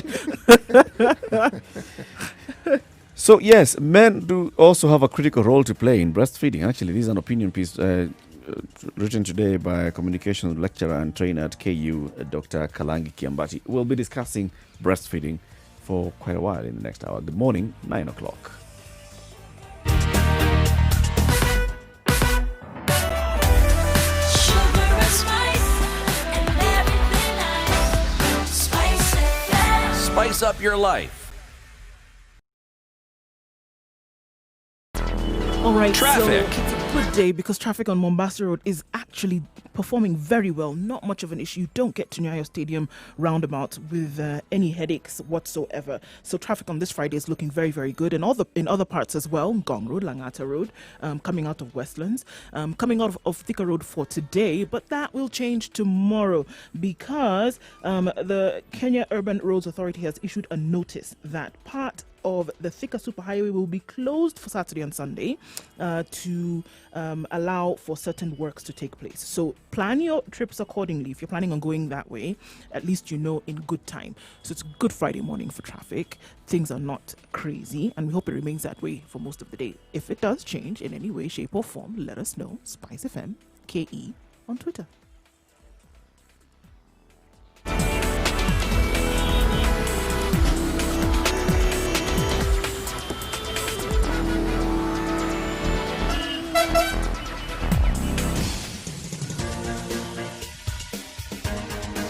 This is The Situation Room, the home of hard-hitting political commentary and penetrating insights about the state of the nation. This is a talk radio experience like no other. The Situation Room, a place for hard truths, debates, and elevated conversations. The Situation Room, witty, political, engaging, deep, controversial. In the room, we have C.T. Muga, researcher, academic, seasoned political observer, a fountain of wisdom in these politically uncertain times. Ndu Oko, Nigerian by birth, Kenyan by choice, communications expert, Pan-Africanist, a truth seeker and believer in people power, and Eric Latin, agent provocateur, the man in the chair, seasoned journalist, news hound, a All man right, who so believes in World punching up, not Breastfeeding down. Week is celebrated in, this is the first week of August. August. Yes. Okay. Some terminologies that you'll learn as we have this conversation today. EBF. This is exclusive breastfeeding. BFCI. And this means Baby Friendly Community Initiative. There's some more, I'll tell you. Just let's talk about this. Okay. When it comes to breastfeeding, I mean, every community in the world, almost every community in the world basically knows what breastfeeding is, and it's an expectation of every mother. When you get a baby, you breastfeed the baby for a while, and then you get to a point where you cease breastfeeding. Now, the conversation around the world has always been: at what point do you stop breastfeeding? Is it exclusive breastfeeding? Are you mixing breastfeeding with other means of nutrition? And then now when it comes to, what is it? Nothing. I'm listening to you. When it comes to the Weaning? more, that's it. Seems like you're struggling here. When it comes to, It seems like you're struggling He here. knew what it was, but it's not something that comes easily to our minds. All right. So, can I help you a little bit? Please help us a big lot. bit. So, I mean, if we're looking at certain times, there was a time that things shifted a little bit, right? And it was natural that women would breastfeed their children. It was because that was what the option was. But as time changed, the formula-based feeding then came into, whereby you would then, companies now got into the whole idea of creating or manufacturing formula that babies could, because there were very many mothers then who were not able to produce their own milk or not produce adequate amounts of milk that the baby needed. Further research was done by the World Health Organization, organizations like UNICEF, governments, and just even from medical practitioners, and realized that actually the best nutrition that a baby could have was that he or she got from their mother through breast milk. So then the campaign started again, whereby Why was it considered the best? Because it was natural, and there were certain, I want to call them ingredients in the mother's milk, that you could not really replicate anywhere. Like? So, for example, the first milk that a baby gets from its mother, the colostrum, gave this baby every nutrient that they needed to be able to start off their life in terms of building their immunity, in terms of adequate hydration, and the vitamins and minerals that they needed to start off. Okay? So, and then to go on and say that mother to baby, it was adequate. And if they continued, they would find that they were able to build their immunity, stop them from getting certain diseases. The science behind it showed that there were certain diseases that a baby was less likely to get if they were on EBF. Okay? So this whole clamor, exclusive breastfeeding, this whole clamor and this whole awareness and this campaign drive then took on center stage for the longest time. And more and more then were pun intended, latched on to the idea that this actually would work. Times then changed after that, whereby more women, and then we're getting towards the 2000s now, where more women actually came to the realization, all right, this is great, I can have a baby, but I must go back to work. My career then again takes center stage. How am I going to be able to do this? And then we had the whole campaign of, mother breastfeeding friendly offices and more. And then formula companies came back, whereby they were able to, as close as possible, mimic a formula to as close as possible to breast milk that they could, so that mothers then did not have to go through the labor of pumping milk and all of this and sending and then having to remain at home or being incapacitated in any way so that they could work. Okay, but we've seen from the World Health Organization, even in this 1 week, and again, the calls have been renewed to say this is actually the best option. This is actually the best option. And they've been able to somehow link it even to environment, link it to say that use the natural forms. And as you look at me like that, I mean, we'll get somebody who will give us more information about this, but link it even to environment and say it actually is the safest form of nutrition for children, not just for human beings, but also for the environment. What does environment come in? That is now when we Environment is trees and... No. I want this explained. I'm Breast telling you, there's milk somebody... environment, or There's we not wait for me. someone else to- So- Okay, but let me ask the question. Since you are the champion that I have up close and can speak candidly to me, so the period when children are actually required, or WHO, UNICEF, and other networks that deal with children recommend, is 6 months. Yes, exclusively. Why 6 months? Why not 4? Why not 10? Because at 6 months, there's certain things, what you call the milestones that happens within a child's body. So now the digestive tract is now more or less fully developed, and they're able to now take on mastification, where now their teeth have started to develop and they can actually begin to chew. And so it's at that time that you want to begin to start introducing more solid forms of food. So it's nature plus milestones that are coupled one another, and then you can actually move forward. Before that, the body's not able to take it in, and it actually is enough, more than enough in terms of adequacy, this breast milk. Quite aside from the interference, or as those who understand this line of work would say, negative marketing of these substitutes. Okay, what is it that actually hinders mothers, even in the absence of this? Because if you look at most rural areas, I do not think that this marketing of substitutes plays a very big role in whether the mothers breastfeed their children or not. So what are these other things that could prevent them from ensuring that this exclusive breastfeeding is actually actualized? Maybe he Well, what would it be? Poverty? It could be many things, and maybe this is where the experts ought to come in and So tell let's us. bring in the expert. James Njiru works for Save the Children, and he's a nutrition specialist. He's joining us now on the line. James, good morning. Good morning. Good morning. Thank you very much for speaking to us. You've had the introduction to the topic and what we are saying. The world has marked the World Breastfeeding Day, and we're talking about exclusive breastfeeding. Maybe we just get straight into that question that C.T. Muga has just raised. What is it that would make mothers, especially in the not urban areas, so in the rural areas, not continue with exclusive breastfeeding for the stipulated time? Thank you. Thank you very much for that question. There are several reasons that could lead to mothers not being able to practice exclusive breastfeeding.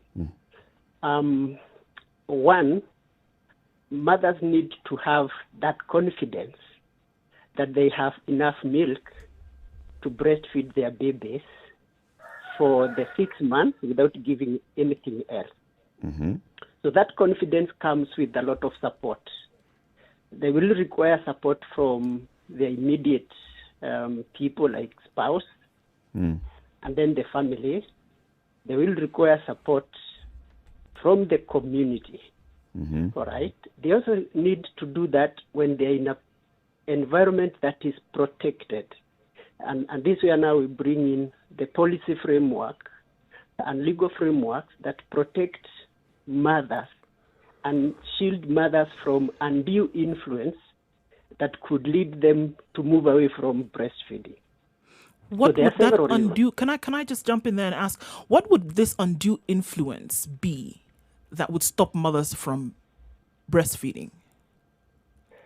One thing that is well documented is the undue influence by the industry, who are very good and have financial muscle to advertise. You know, advertising has been shown to have influence on how people perceive things. So if mothers are not shielded from that undue influence, because most of the time industry would want to increase their sales, and therefore if allowed, they would go miles into reaching out to mothers, reaching out to general public, and promoting their product. So that undue influence through marketing has been shown to impact negatively on the decision of the mothers to breastfeed. In Kenya, what other thing that percentage could of come mothers along- would you say are unduly influenced by this sort of marketing? Come again, sorry? I'm saying in Kenya, what percentage of mothers would you say are influenced by this negative marketing? Okay, assessments have been conducted, especially in Kenya, to see the magnitude of advertising and the magnitude that has on mothers' decision. But what I can tell you is that we have significant mothers, especially in the urban settings, who are exposed to this type of influence. And mothers in the urban settings, and even exclusive breastfeeding rates in urban compared to rural is higher than urban, and that is attributed to the influence.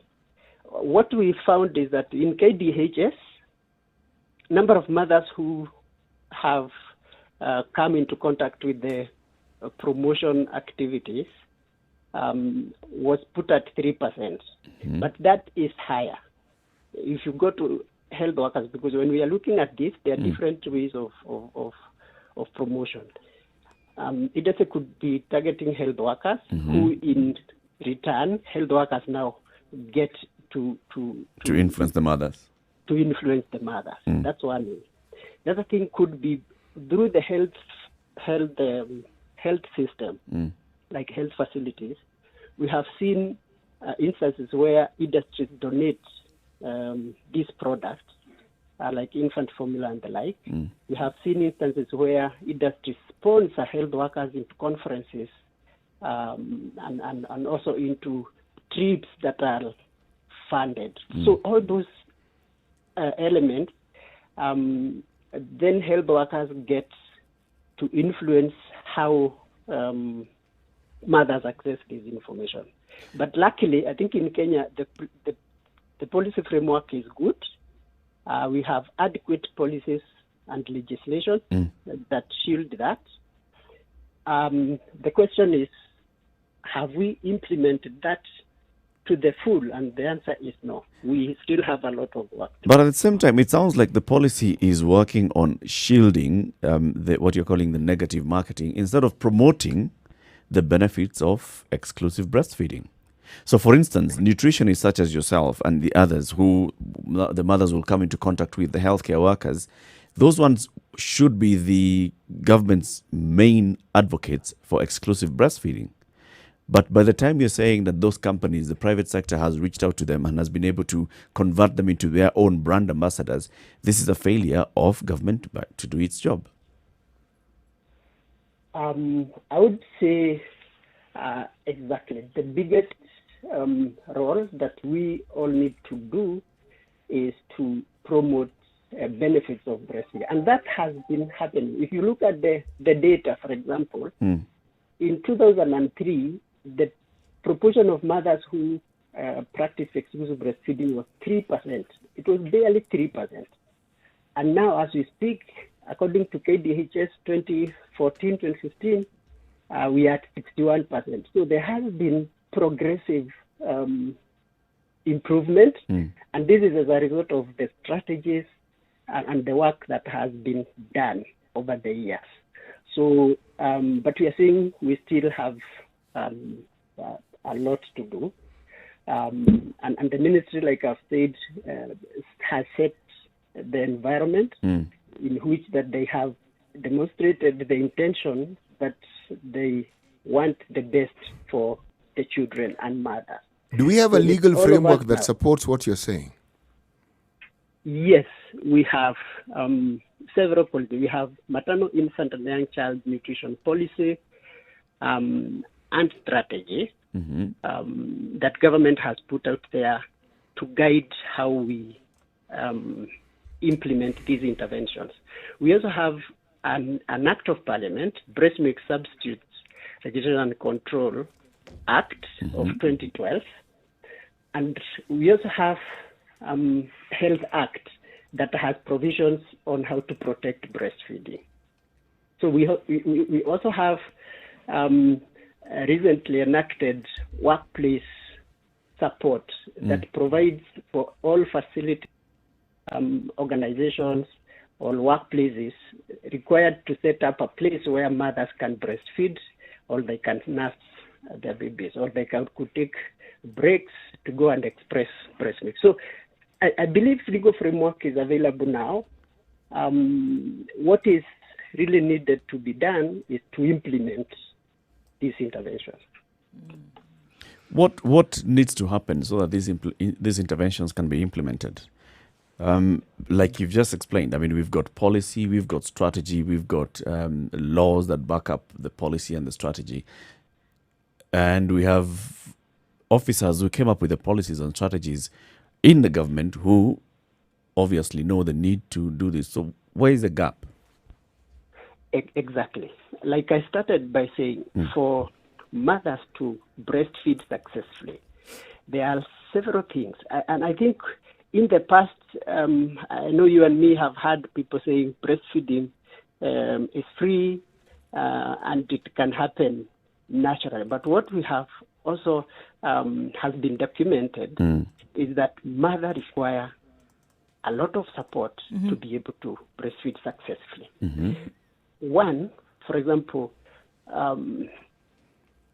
when a mother is breastfeeding, there are things that go on within her body for her to be able to breastfeed excessively. For example, the way the mother attaches the baby to the breast, the way the mother positions the baby, it can affect the way the baby suckles.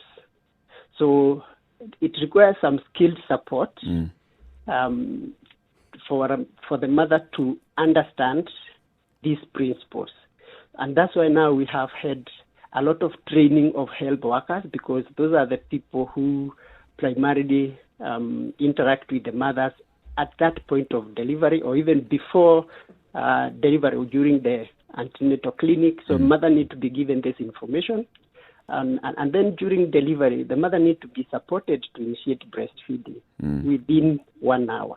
So when you can see when that practical support lacks, then you can believe me, it's not that easy. When the mother doesn't have that information, she will not know that this is the best for the baby. So training has happened for the healthcare workers, and this has already been documented that this is something that needs to be done. So I'm still asking, so where is the gap? Why are these things not happening and giving us the results we want?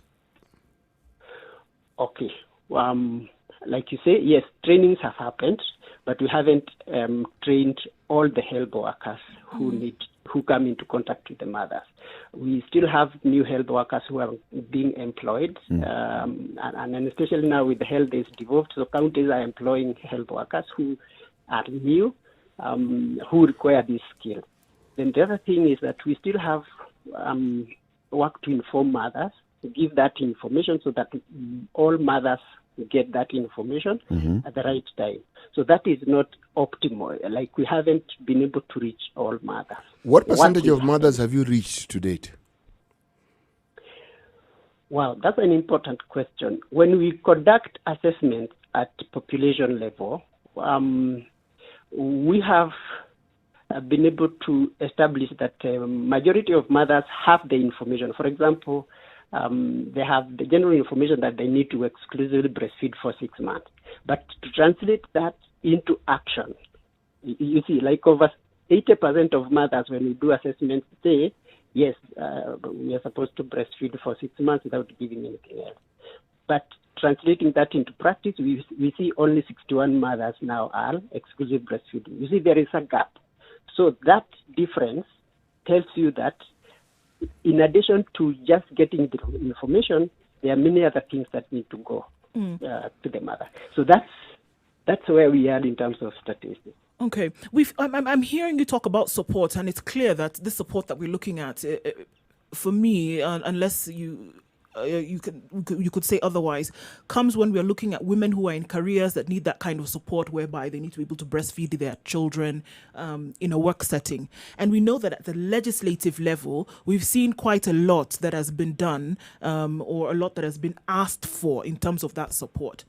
Do you see that with the bill that has come from the current chair of the Health Committee now, do we see that that would be translated into some of the support that you're talking about now, where we're talking about, lactation rooms for mothers in corporate sector or even in any kind of office? If that comes into law, does that then translate to some of the support that you're talking about?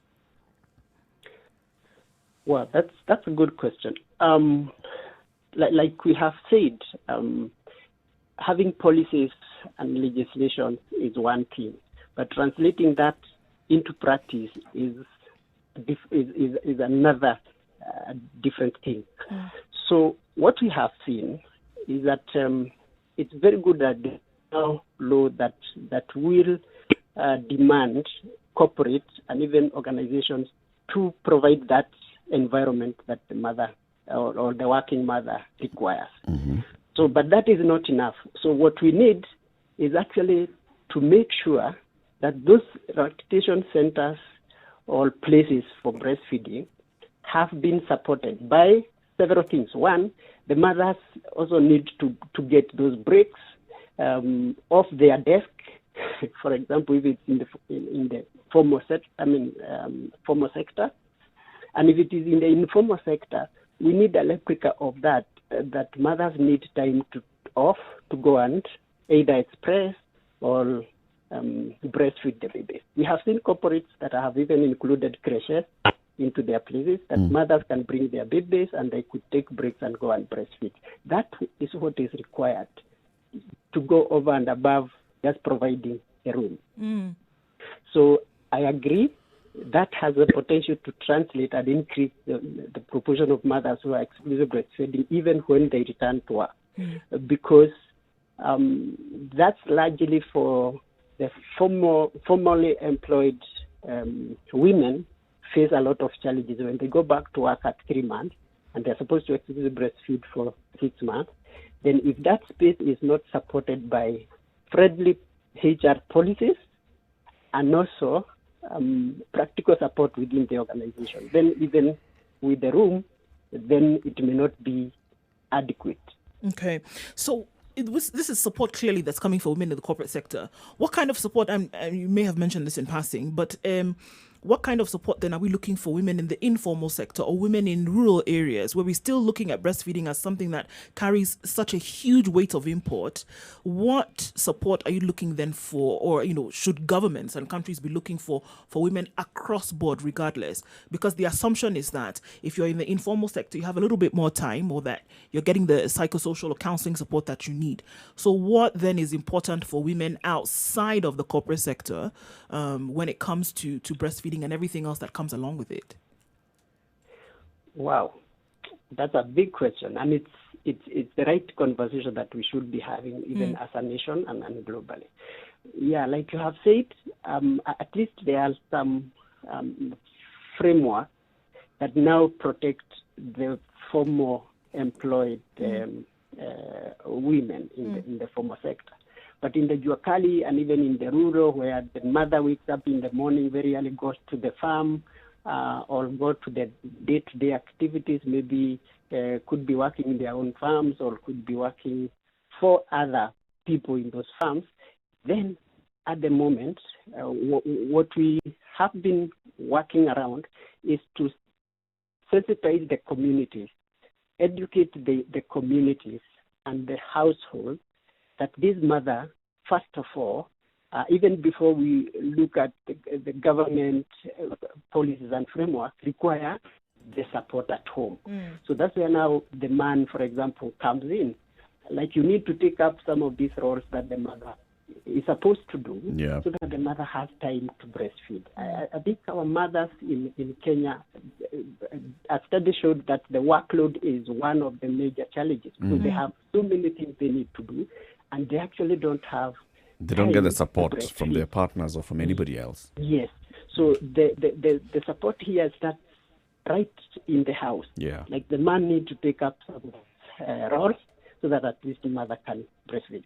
The other thing is providing. I think you will agree that if the mother has worries and fears that she will not have something to eat in the next meal, then that worry is big enough to stress her. Impact so the man need to provide and make sure that financial stresses are addressed. So other than that, the community surrounding, for example, if we have communities that have right education, right information, and they are able to protect breastfeeding mothers in different ways. For example, if you are the person providing casual labor and you have a breastfeeding woman, what can you do to that? Maybe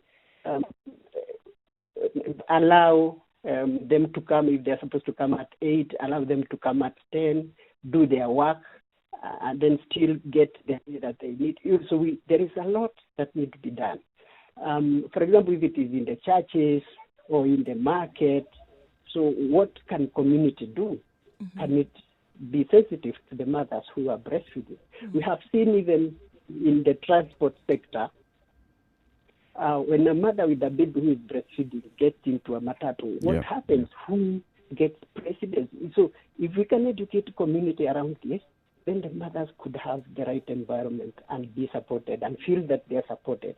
Then finally, I think mothers need to feel proud to breastfeed. We still have proportion of mothers, and especially the young mothers, who still think breastfeeding is primitive. I mean, like it's not the right thing to do. So you will see them being very happy to maybe expose or use their breasts for other reasons, but they feel shy to breastfeed in public. So those are the things that we need to continue doing. That breastfeeding and the breasts primarily are for feeding the baby. So they need to feel proud, even in public, even in the banking sector, even in halls and churches, to remove breast and feed the baby comfortably and proudly. So that is what we need. That's a great note to end on. Thank you so much for speaking to us this morning. Clearly, there's a lot of work that needs to be done, but also realizing the steps that need to be taken definitely is one step in the right direction. So we're very happy that we could have this conversation. And as we continue to talk about this and look at the very many important things that need to be done, it's great to have as many hats thrown into the circle as possible. James Njiro, thank you very much for your for agreeing to speak to us today. And of course, we hope that we can continue this conversation also in coming days as well. Exactly. I will be very happy. And thank you so much for providing this platform. And I believe we will continue this conversation. So this week has been the World Breastfeeding Week, and we really want to continue informing people and the importance of breastfeeding and what needs to be done for us to have successful breastfeeding. Asante sana. It's 9:30. This is a Situation Room, Kenya's biggest conversation. Take a look at the weather and the traffic, and then the conversation continues. Remember, you can join the conversation at any point on 0719-012-600 or on our social media platforms, Spice FM KE, Facebook, YouTube, Twitter, and Instagram.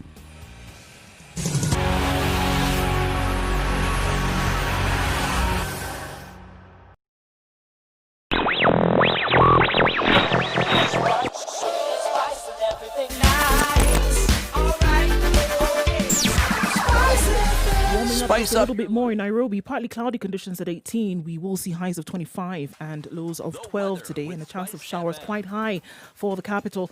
Looking into Nyeri today, partly cloudy conditions at 18 degrees, highs of 22, and a chance of thunderstorms. In Nakuru, Also, likely to be a wet afternoon with highs of 21 and lows of 12.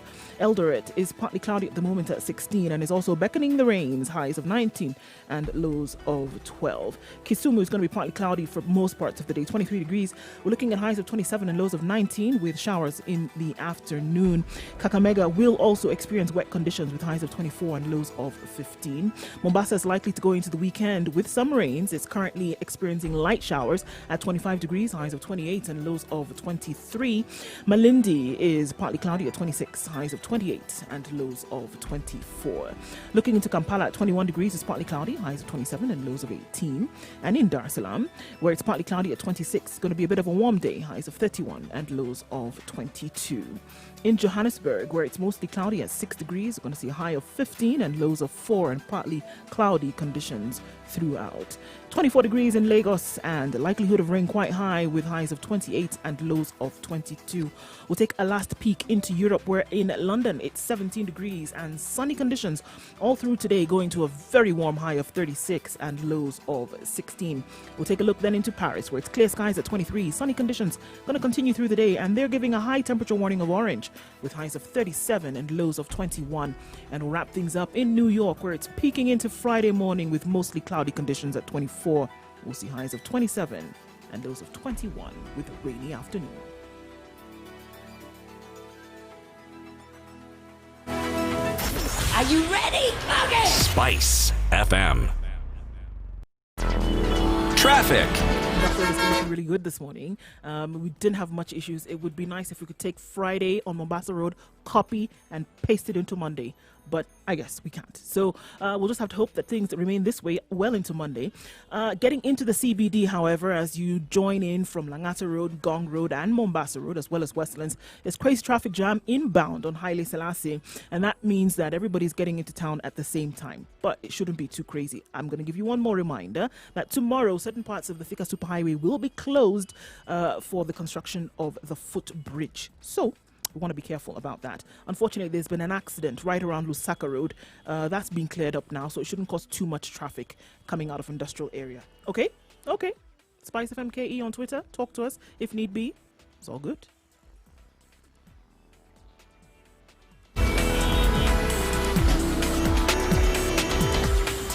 Spice and everything nice. All right. Okay. Spice FM. Spice up your life. Mature, intelligent talk every morning. Spice up yourself.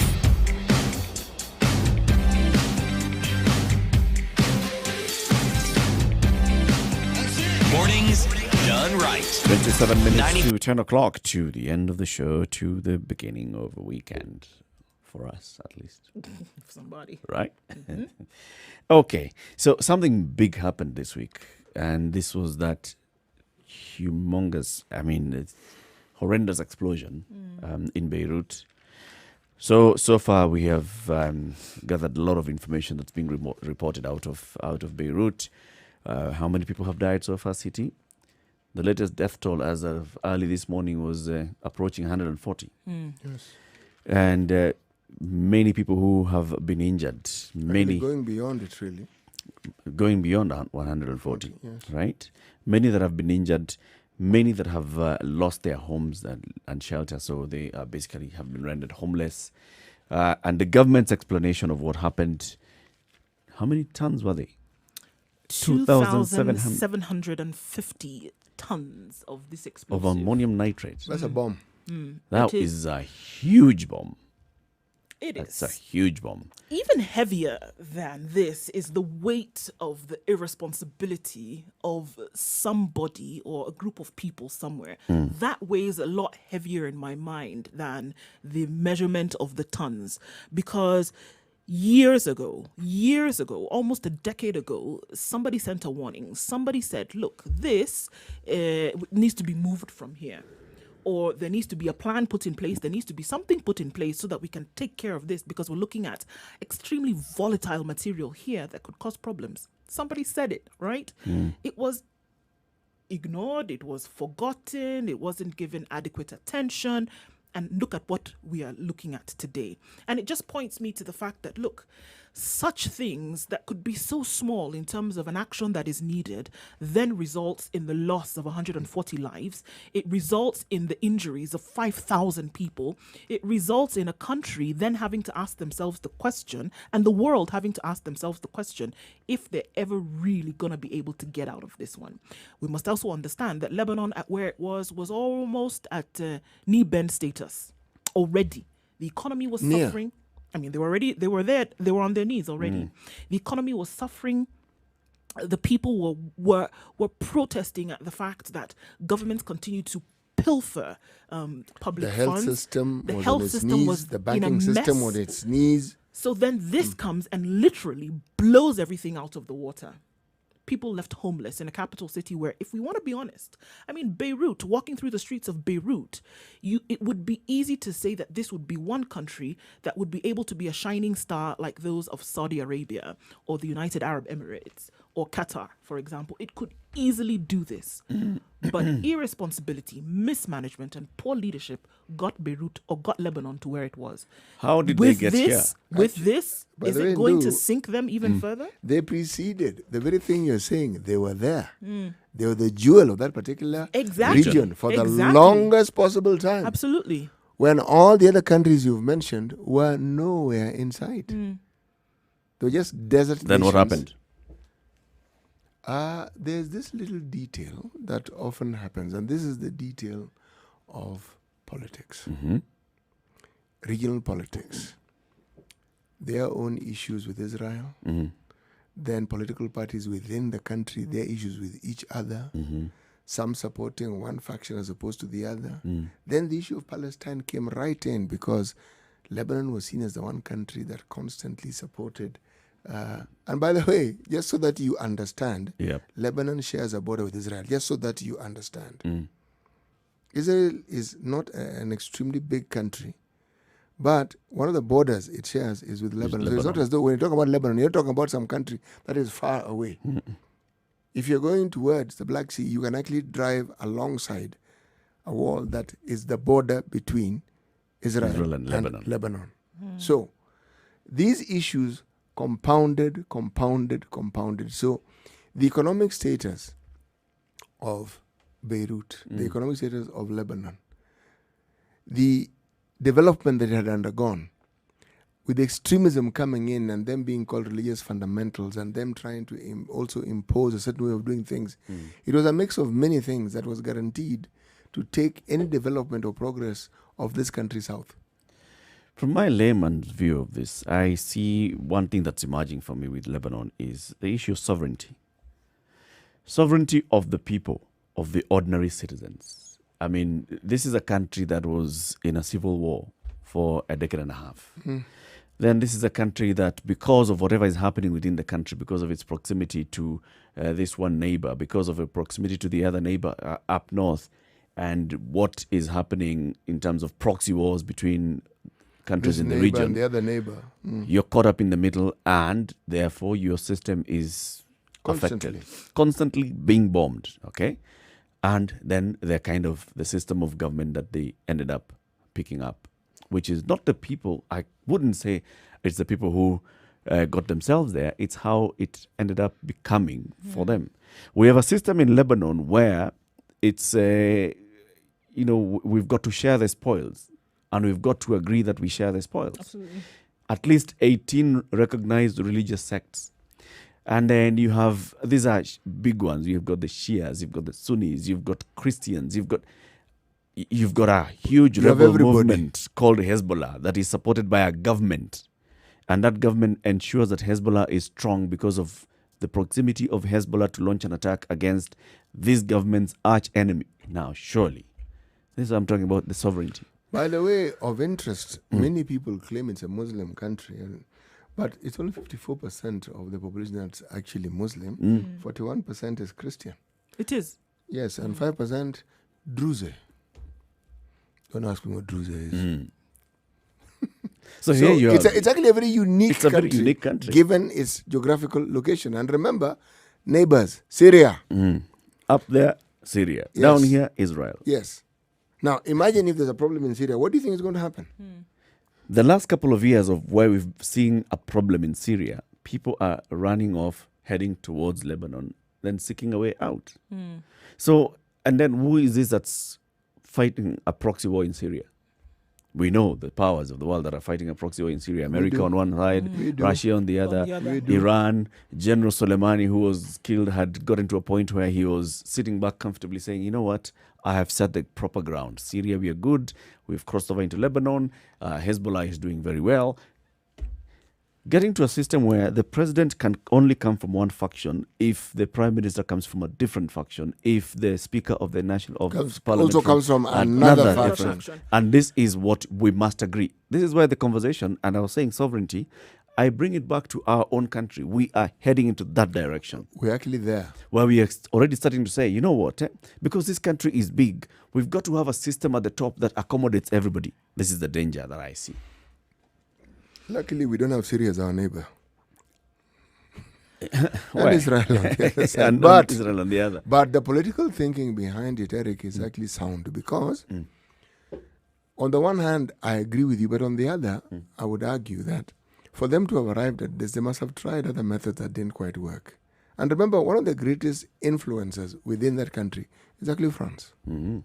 France has a very big say, very proportionately bigger than other countries, than any other country in the world. And that's why you find their president actually took himself. Yes, he was in Beirut yesterday. To try and see what needs to be done to offer support and encouragement. And encouragement yes, from exactly.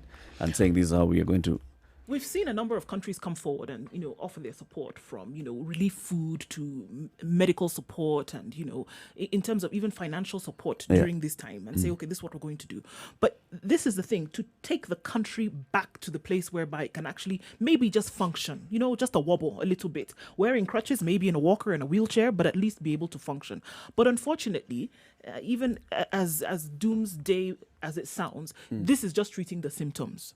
This is treating the symptoms of, this catastrophe that has taken place in order to at least on the face of it get things to be sorted out. But if I would believe they're at the cusp of then asking themselves, or Lebanon is a cusp at asking itself at this point, it's sink or swim now. Are you going to get out of a place whereby everything needed to be flattened for us to then have a look at how we're going to be able to get out of this? Or are we just going to keep going down deeper and deeper into this abyss of mismanagement and terrible chaos as it has been? Eric has brought in the question of sovereignty. And there's something interesting. If you talk about this region, and you talk about the influences and the mix of everything inside it, you could actually argue that this is a genuinely democratic country. Where the problem, and it's been pointed at over and over and over, is symptomatic of many third world countries. And Lebanon doesn't actually feature as a third world country, not really. No, all you need to do is walk through the streets of Beirut and Yes. see that, for example. Now, before this, of course. If you're talking about failed leadership, failed political systems, if you wanted to do a study on these, you could come to Beirut and do a study on all these things, because the leadership seems to have let the people down over and over with all the resources, with all the connection, with everything that they have, the levels of education that the citizenry have, the level of awareness that the citizenry have. Which is why I'm arguing against that system of government of saying that let's accommodate everybody here at the top and ensure that everybody has a seat at the table. What else could they do? Because what they end up having is they have people at the seat of the table who are only beholden by the people that have brought them there. So there's accountability goes through the window. Go south. Yeah. The president is here. You cannot remove me because you know what? If you remove me, I'm the one who's representing Christian interests here. Not necessarily representing Christian interests, but representing your own individual interests. interests. You're sitting there saying Christian. No. And you've convinced your people that, as long as I'm here, then Christians have a seat at the table. Same for Hezbollah, same for the others. This is the danger that they have, that the system has failed because there's no accountability. The system has failed because there's absolutely no way that the prime minister can go and challenge the president, or the prime minister can go and seek to have the removal of the speaker of the parliament, or the president seeking even if we remove the prime minister, you've got to replace the prime minister with somebody from the same sect. You're basically saying that because you've somebody from Central Kenya as the president, if you remove this person from Central Kenya as president, you've got to look for somebody else from Central Kenya to come and occupy that seat. It's interesting We that have you said started heading that direction. It's But very we got to true. a point where we're saying this seat called the cabinet minister for interior and national security is somebody who comes from a certain region. Because our person has left this seat, you must replace with our person. You've seen that danger in this country. You remove Olelenku from interior, there's a campaign from the Maasai and the Mak community that you must replace with Somebody from that somebody region. from that region. It's a thinking that Danger. has been encouraged. Yes. Instead of asking, who do we have that would best suit this position? But then, Eric, consider for an instance, you can't discount that thinking completely. It shouldn't dominate, but you can't. Why I'm saying you can't is because there's something called regional representation, and this is a thinking that is throughout the world. That is why you have parliaments, you have senate, so that is taken care of, as in you have your people representing your interest. In the assembly. Yes, but you have a representation. You cannot Yep. say you're not represented. Yep. But then when you have a government like ours, and given our history, the understanding is that this thing we keep calling a cake, for a portion of it for it to actually reach your region, you need someone who sits at the table where the division of this cake is being discussed. And it's not in parliament, it's not in senate, it is in cabinet. It's very interesting that you say that, because then this is it's this whirlpool of interest and individual interest, and then who's represented in government. If you want to look at what was happening, or what has been happening in Lebanon, is actually to the distaste of the general population. Yep. And that's why we've been seeing the protests that we've been seeing for the last 12 months, because we may not remember, but the protests have not stopped. It brought in everybody. It brought in yeah. Christians. It brought Everybody in the came into Shias, the pool the of the Sunnis. protest. All of them were Yeah. there and were saying, no, we cannot no, have no. this anymore. This system, the way it's working, is not No. serving us. They Yeah. were not saying that, Our because people we've are had not a Shia represented. is occupying this seat, we should. No. They said Everybody remove. You see, came Eric, in all and those, System all, has those, failed. all those people found commonality. Their backgrounds may have been different, and the representation was supposed to actually represent the diversity. Yep. But when they got there, They realize this One is mind. actually not happening. And it is because, CT, I'll put it to you, it's because that is what the cabal in the leadership, that's what they were pushing for. When they were fighting the civil war, when they were going to have these conversations in Qatar, this is what they were all this gunning is what they were gunning for. That was their BBI moment. We are going to create a system of government that includes, that accommodates all of us. so that all we of can us- all share in the share. spoils.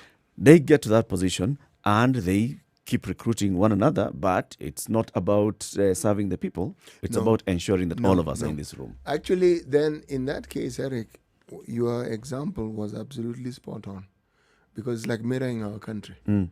It's like deciding, okay, we've given you the armed forces. That is yours. Yeah. Eat it. You keep quiet now. Yes. Then we've given you the port. Eat it. Okay? Mm. We've given you roads. Eat it. We've given you health.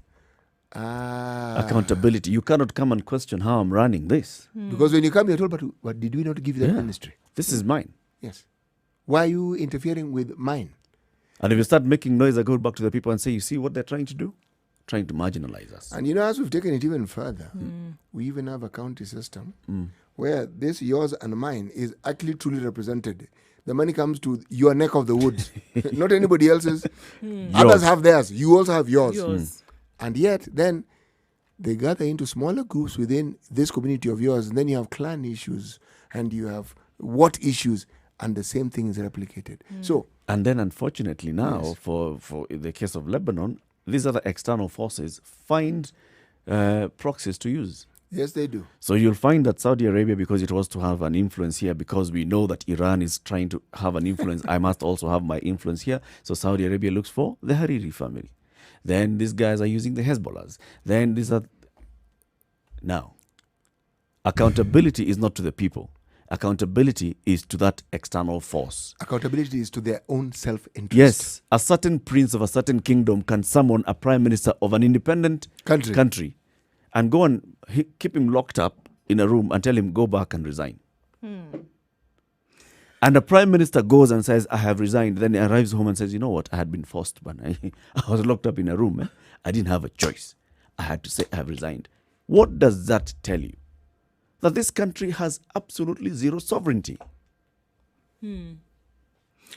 What is also of interest, that people realize it. Yeah. And they blame the lack or the absence or the giving up of the sovereignty on their leaders. And that's why they could unite and say, folks. That's why they've been in the streets for the It last doesn't 12 really matter what our months. background is. No, everybody together. We are being harmed equally here. That's the thing. And that's 12 months in the streets. The only thing that stopped this now was this bomb that happened Tuesday. Okay, I'm calling it a bomb. Was this explosion? It was a bomb, right. my dear. Was this explosion that happened Tuesday? Right? What makes a bomb a bomb? Ammonium nitrate. Precisely. C4. Right. So this is what we saw. Yes. But the thing is, and I think if we can, I don't think that lessons that can be learned or things that we can then glean from this, we have to wait until the conclusion of this process. I think that there are very many things that we can see occurring in Lebanon today that we can actually say, you know what, it's possible that countries if we're going to bring this back to the continent and say that there's certain things that we can see, pointers that would have happened in Lebanon that are happening now in different countries whereby we know of or that we inhabit, that this is a direction that it is very easy to go. Do you see how easy it was? Because the Lebanon of 15 years ago is not the Lebanon of today. It is very, very different. But it was so easy to spiral out of control. It is very easy to spiral out of control. Until now, the people are in the streets asking for answers, demanding that certain things be done on their governments. And I'm saying at this point that it really doesn't need to get to explosion level before you actually see this is what is going on and for you to be able to do something about it, whether it's in terms of your agitation or letting the powers that be understand that you are aware of what's going on. And again, I go back to, citizen participation and saying that, you know what, or agitation and saying we can see very clearly. We can see through the smoke screen. We can see beyond the red herrings. We can see all of this. How then do we make sure that you don't get to the point where it explodes? The question that we've been asking ourselves with regard to certain things in this country, how did they get here? How did you come from being the Paris of the Middle East to this chaotic country that we now see? It was the ignorance of a small issue. And this is it. I mean, it's almost paradoxical. But what happened on Tuesday, is an exact replica of how things went out the window. Because you see many, many situations whereby one thing could have been taken care of, but it was ignored. Yep. Somebody should have done their job. Somebody should have been interested in the development of the country as a whole, as opposed to what they could glean individually for themselves or for their sect. Yep. And what do you have? 6 years later, it blows up in your face. Well, even the reasons why people are going out on the streets complaining about the economy. Right. Something as simple as power. Why is there no power? They complain from the people of Lebanon. They'll tell you we don't have power because there's somebody who is in power who wants to sell us Who's circumventing and selling it. And by the way, that power when it's available is 3 hours a day. Yes, for 3 hours. The rest of the time, generator and fuel. Sort yourself out. Does it And they know. resonate with your part of the world? Yes, Generator? it does. It's the same thing. This is what I'm saying. Can we not point out and see? Imagine. So now, as opposed to making it a generating economy, right? Can we not say, guys, this is not the way it should be? It should not be that in parts of Lagos or in parts of Abuja or Benue State or Port Harcourt or Kaduna, that when you're building a house or building an estate, that you have to factor in the generator because your government is actually not doing what they should be doing. When your government is supplying the entire national grid to the neighbor up north, it shouldn't be. And those are the questions that we should be asking, as opposed to accepting the status quo, be questioning and saying, this should not be. We are aware. What are some of the reasons why this continues to happen in Nigeria? Why is it that the government never feels the pressure to stop that, to ensure that now we have better connectivity to electricity? The government is also aware that the people will make noise for a certain period of time, and after some time they will keep quiet. So nobody else in government is making noise. Nobody's talking about it. We can checks and balances and accountability at government level gone. So maybe Political every level. now and then we'll come in and we'll supply power for 3 days out of the week, and then on the fourth day we'll maybe supply power, and then Nigerians will clap their hands and say, NEPA don't bring lights, and then we forget about it. Bas. No. But they realize this. What is of interest about Lebanon, given just the turmoil that country has experienced, it has this unique feature of having more people in the diaspora than you actually have the citizens of Lebanon within Lebanon. Very true. I grew up with a lot of my friends being Lebanese. So when I made my first trip to Beirut, it was on the recommendation of friends of mine who grew up in Nigeria that were Lebanese nationals. So exactly what you're saying, that they imported a lot of their people. They exported their terrorism. Yeah. I mean, their tourism is what I was trying to say. They exported their tourism. I know, right? They exported their culture. They exported their way of doing business. So because then how did we know? If I start just with West Africa and look at just the population of Lebanese within that part of the world, and then come further down, and then go to Europe, and then go even to America. The estimate is something like 8 to 14 million in the diaspora. Yep. Unfortunately, though, it's because of what was happening in their country during those years. The civil war forces people out.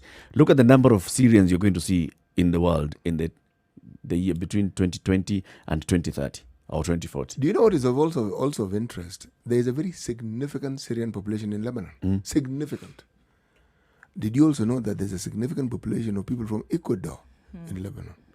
All I'm saying is that, Lebanon was a lovely melting pot in that part of the world. Lovely, in the sense that it encouraged, it embraced, it welcomed cultures and diversity. Yeah.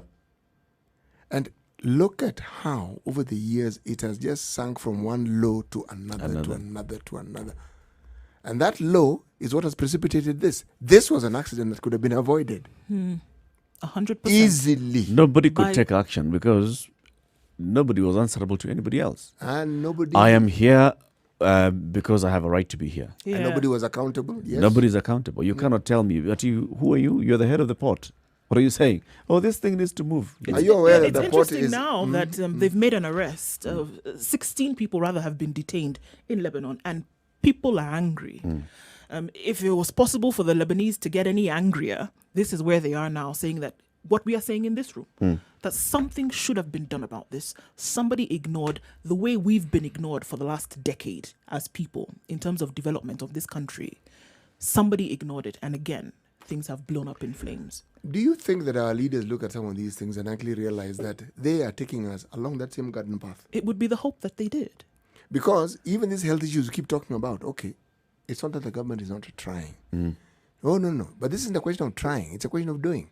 But for you to do something right, it means you must have the frame of mind that enables you to do the right thing. Our leaders are seeing what the leaders of Lebanon were seeing a couple of years back. Our leaders are seeing an opportunity to entrench themselves and secure their positions in authority. This thing of you guys complaining about, pesa imekuliwa na nani. No. We bring up the conversation. That is your problem. Yeah, that's your problem. Health is working, you're fighting COVID. That is your problem. What we want to discuss is we're going to have a referendum at the end of this year. Okay? And where we're going to change our system of government to accommodate more and more people. That is the kind of conversation that they'll have. That is the development agenda we have. Yes. And the development agenda is called the BBI. It's BBI. And you guys, whatever you're talking about, now we want an audit of how the money has been spent. As long as people are sitting around a table and they're in agreement, whatever audit comes to that table will never see any light of day. So shauri yenu. Dangerous times ahead if we don't watch out. Coming to the end of the show this morning. The lion we must not dance with is the status quo in this country. And God continues to be good, but we must not encourage the status quo that harms the very citizenry of this country. Very good one. Very good one. Very apt. Asante sana for tuning in to the Situation Room this week from 6 a.m. to 10 a.m. every weekday. We'll be back on Monday, 6 to 10 and throughout the week. From now until 3 o'clock, uninterrupted music, sugar and spice and everything nice. And then Monique will be here to take you home on Spice Drive from 3 to 7. And then the adults in the room are here every weekday as well from 7 p.m. to 10 o'clock. Have a lovely weekend, folks. CT Muga, Nduoko and Eric Latif signing off. It's 10 o'clock.